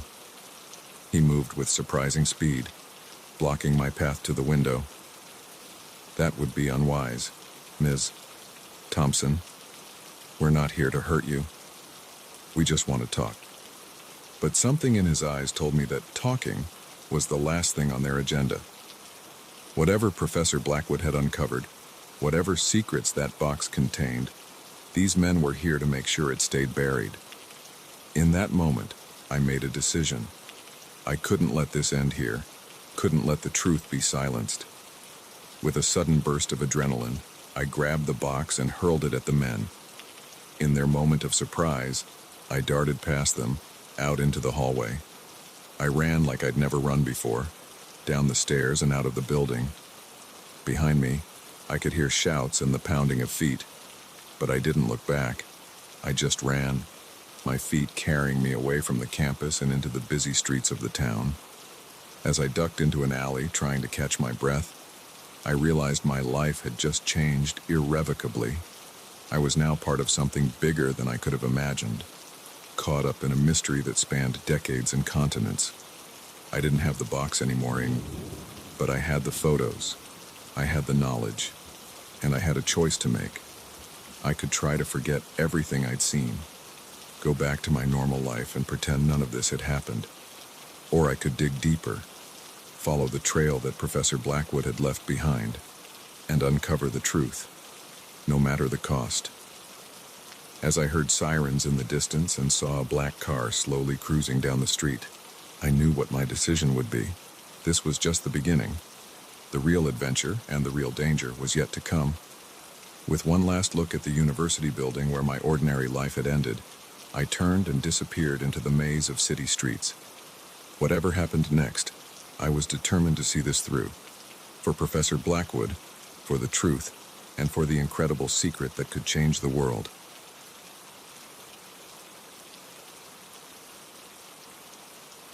The rhythmic slap of my sneakers against the pavement was the only sound breaking the eerie silence of the park. Moonlight filtered through the trees, casting long shadows across my path. It was just another late-night run, or so I thought. But as I rounded the bend near the old fountain, a chill ran down my spine. Someone was following me. I'm Jack, by the way. 32 software engineer, and until tonight, just another guy trying to stay in shape with his nightly jogs. I'd been running this same route through Oakwood Park for years, even after the city cut the budget for park maintenance and the place started to look a bit rough around the edges. The solitude and the challenge of navigating the poorly lit paths had always been part of the appeal. But tonight was different. I'd felt off from the moment I entered the park, like there were eyes on me. I'd shrugged it off at first, chalking it up to too much caffeine and not enough sleep. Now, as I heard the unmistakable sound of footsteps behind me, I realized my instincts had been right all along. I picked up my pace, heart pounding in my chest. The footsteps quickened to match. I chanced a glance over my shoulder and caught a glimpse of a dark figure about 50 yards back. Whoever it was, they were gaining on me. My mind raced, cataloging everything I knew about the park's layout. The main entrance was still a good mile away, but there was a side gate closer. If I could just make it there, I'd be out on a well-lit street with plenty of late-night businesses still open. I veered off the main path, cutting across a grassy field towards the side gate. The damp grass made for treacherous footing, and I nearly lost my balance more than once. Behind me, I could hear my pursuer crashing through the underbrush, no longer bothering with stealth. The side gate came into view, a welcome sight in the darkness, but as I drew closer, my heart sank. The gate was chained shut, a new padlock gleaming in the moonlight. When had they done that? In my moment of hesitation, the footsteps behind me grew louder. I spun around, back pressed against the gate, ready to face whoever was chasing me. The figure emerged from the shadows, and I felt a jolt of recognition. It was a man I'd seen hanging around the park entrance when I'd started my run. Average height, nondescript clothes, but with the intensity in his eyes that had made me uneasy even then. Whoa, easy there, he said, his voice surprisingly calm. I'm not going to hurt you, I just want to talk. Talk? I panted, still trying to catch my breath. You chased me through a dark park to talk. He held up his hands in a placating gesture. I know how this looks, but I had to make sure you were alone. It's not safe to be out here, you know? Not with what's been happening. I frowned, confusion momentarily overriding my fear. What are you talking about? What's been happening? The man glanced around nervously before leaning in closer. The disappearances, 3 people in the last month, all last seen in or near this park. The police are keeping it quiet, but something's going on here. Something bad. I'd heard rumors, of course. Whispers of people going missing, but nothing concrete. Nothing in the news. How do you know about this? I asked, still wary, but curiosity getting the better of me. Because I saw it happen, he replied, his voice dropping to a whisper. The last one. A woman, jogging just like you. 1 minute she was there, the next, gone. Like she'd been swallowed up by the shadows. A chill ran down my spine that had nothing to do with the cool night air. That's not possible, I said. But even as the words left my mouth, I wasn't so sure. The man nodded grimly. I know how it sounds, but I've been watching this place, trying to figure out what's going on, and I think I'm close. That's why I had to warn you. You're not safe here. Part of me wanted to dismiss him as a crackpot, to push past him and run home as fast as I could. But there was an earnestness in his eyes, a desperation that gave me pause. And if I was honest with myself, hadn't I felt something off about the park lately? A heaviness in the air, a sense of being watched even when I was alone. Okay, I said slowly. Let's say I believe you. What do we do about it? A look of relief washed over his face. We need to find the source. I've narrowed it down to the old maintenance shed near the center of the park. Strange lights, weird noises. Something's happening there. I hesitated. Every instinct was screaming at me to get out of the park, to go home and forget this ever happened. But the thought of more people disappearing, of families left wondering what happened to their loved ones, I couldn't just walk away. All right, I said, surprised by the steadiness in my voice. Show me. We set off deeper into the park, sticking to the shadows and moving as quietly as possible. The man introduced himself as Mike, a former park ranger who'd been let go when the budget cuts hit. He'd kept an eye on the place even after losing his job, unable to shake his attachment to the park he'd cared for so long. As we neared the center of the park, I began to notice things I'd overlooked before. Strange markings on trees, unlike any graffiti I'd seen, patches of ground where nothing seemed to grow, and an odd humming sound, just at the edge of hearing, that seemed to come from everywhere and nowhere at once. The maintenance shed loomed before us, a dilapidated structure that looked like it hadn't been used in years.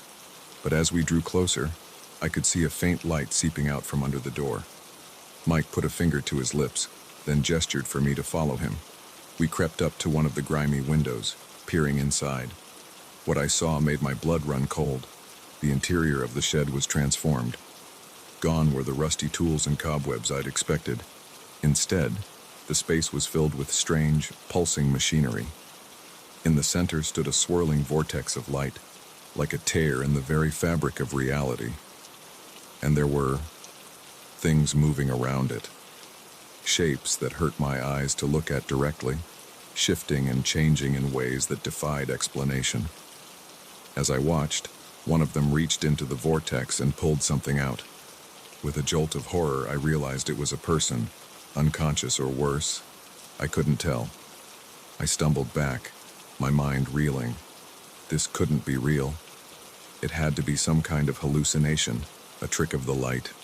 But the grim look on Mike's face told me he was seeing the same thing. We need to stop this, he whispered urgently. Whatever's happening here, whatever they're doing with those people, we can't let it continue. I nodded, though fear threatened to overwhelm me. How? We're just two guys against whatever those things are. Mike reached into his jacket and pulled out a small device. EMP, he explained.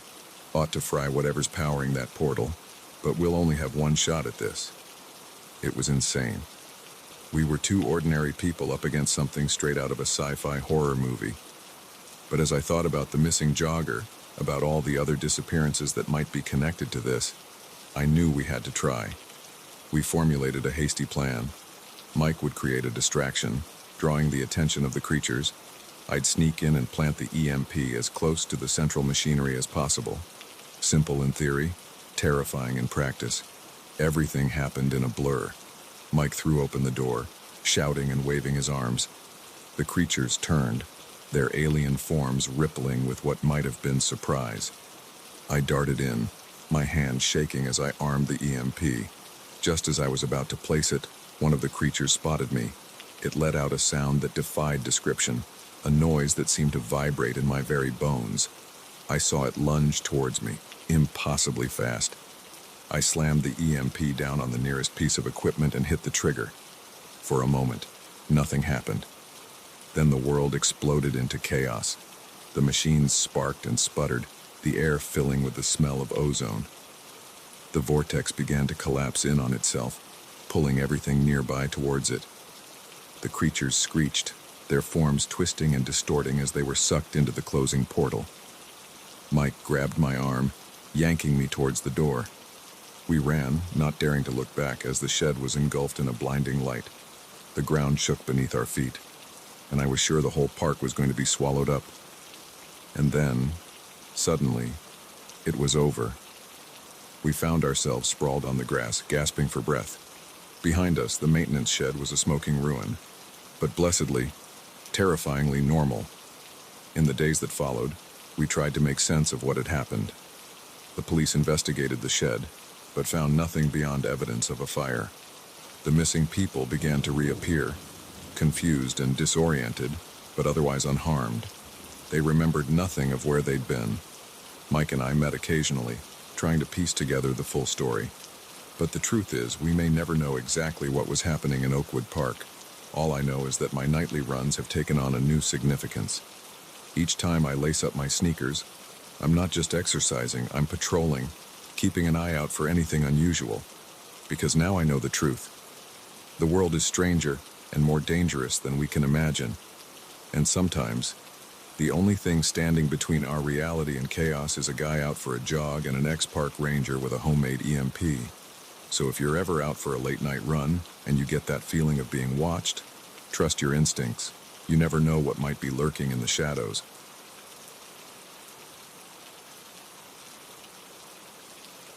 The sharp pop of the tire exploding shattered the quiet night, sending our car skidding across the empty highway. I wrestled with the steering wheel, my knuckles white with effort, as we finally came to a stop on the gravel shoulder. The silence that followed was deafening, broken only by our ragged breathing and the faint tick-tick-tick of the cooling engine. "Everyone okay?" I asked, glancing at my wife, Sarah, in the passenger seat, and our daughter, Emily, in the back. They nodded, shaken but unharmed. I stepped out of the car, the cool night air a stark contrast to the stuffy interior. We were in the middle of nowhere, miles from the last town we'd passed through and who knows how far from the next. The moon hung low and heavy in the sky, casting long shadows across the deserted landscape. As I inspected the shredded remains of our tire, a sense of unease began to creep over me. It was too quiet out here. No crickets chirping, no distant sounds of traffic. Just an oppressive silence that seemed to press in from all sides. I pulled out my phone, already knowing what I'd see. No signal, of course. "Looks like we're going to be here for a while," I told Sarah as I climbed back into the car. "I'll change the tire, but we should probably wait until morning to try and find help." She nodded, her face pale in the dim light. "I don't like it out here, John. It feels wrong." I knew what she meant. There was something off about this stretch of highway, something that set my nerves on edge. But I pushed the feeling aside, focusing on the practical aspects of our situation. "It'll be fine," I assured her, trying to sound more confident than I felt. "We've got water, some snacks. We'll just hunker down for the night and head out at first light." I set about changing the tire, the familiar task helping to calm my nerves. The beam of my flashlight cut through the darkness, illuminating the immediate area around the car. But beyond that small circle of light, the night seemed to press in, thick and impenetrable. That's when I saw it. A pair of headlights in the distance, approaching slowly. Relief washed over me. Another car meant help, or at least the possibility of it. But as the vehicle drew closer, that relief turned to unease. It was moving too slowly, almost cautiously, and there was something off about the headlights. They seemed too far apart, too high off the ground for a normal car. The vehicle came to a stop about 50 yards behind us. In the rearview mirror, I could just make out the outline of a large truck or van. The headlights stayed on, blinding in their intensity. "John." Sarah's voice was tight with fear. "What's going on?" I shook my head, trying to appear calm for her and Emily's sake. "Probably just someone stopping to help. I'll go check it out." But as I stepped out of the car, a chill ran down my spine. The truck's engine had cut off, but no one had gotten out. It just sat there, headlights blazing, like some predatory animal watching its prey. I took a few tentative steps towards it, my hand raised in a friendly wave. "Hello? We could use some help if you've got a moment." No response, no movement, just the steady glare of those headlights. I was about to turn back to our car when I heard it, the sound of a door opening and closing, followed by footsteps on gravel. But I couldn't see anyone. The space between the headlights remained empty.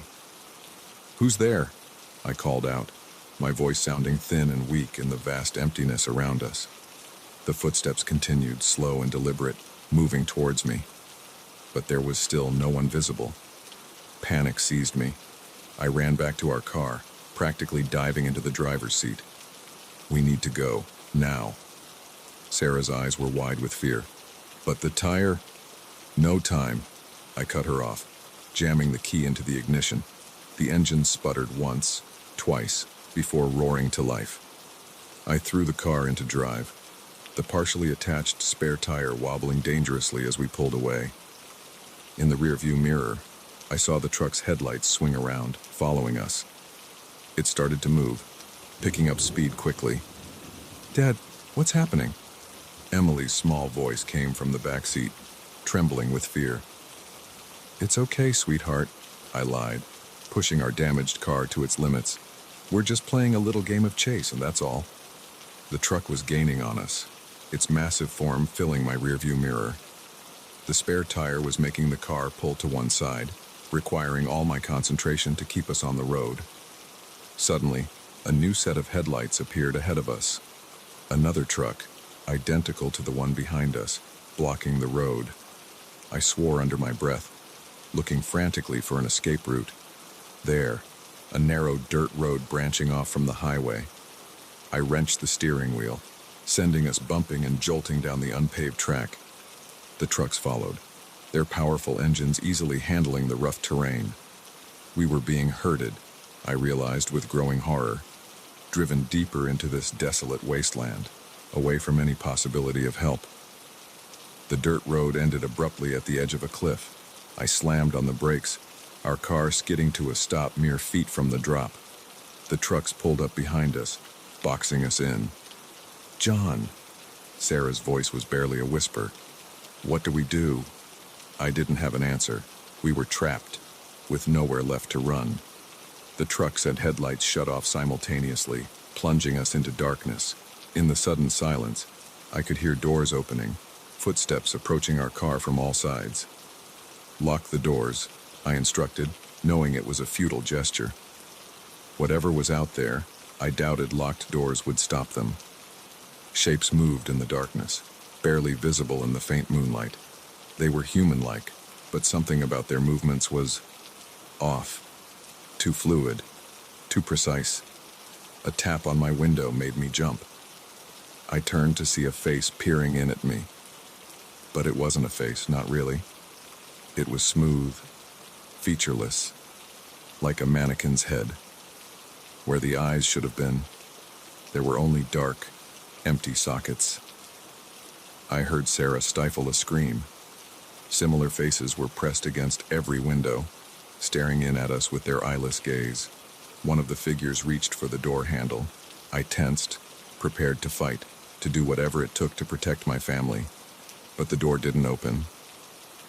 Instead, a sound filled the car, a high-pitched whine that made my teeth ache and my vision blur. Sarah and Emily slumped in their seats, unconscious. I fought against the encroaching darkness, struggled to stay awake, but it was a losing battle.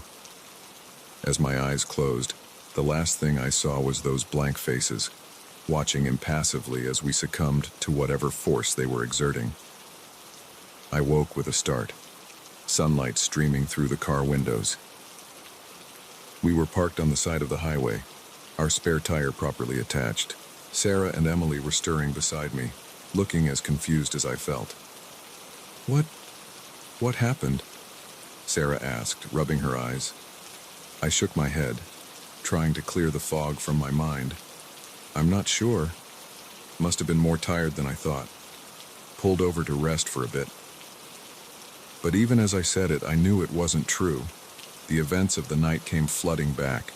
The chase, the cliff, those faceless figures. It couldn't have been a dream.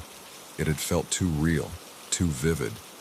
Yet here we were, safe and sound on the highway. No sign of any trucks, no mysterious dirt road, no cliff.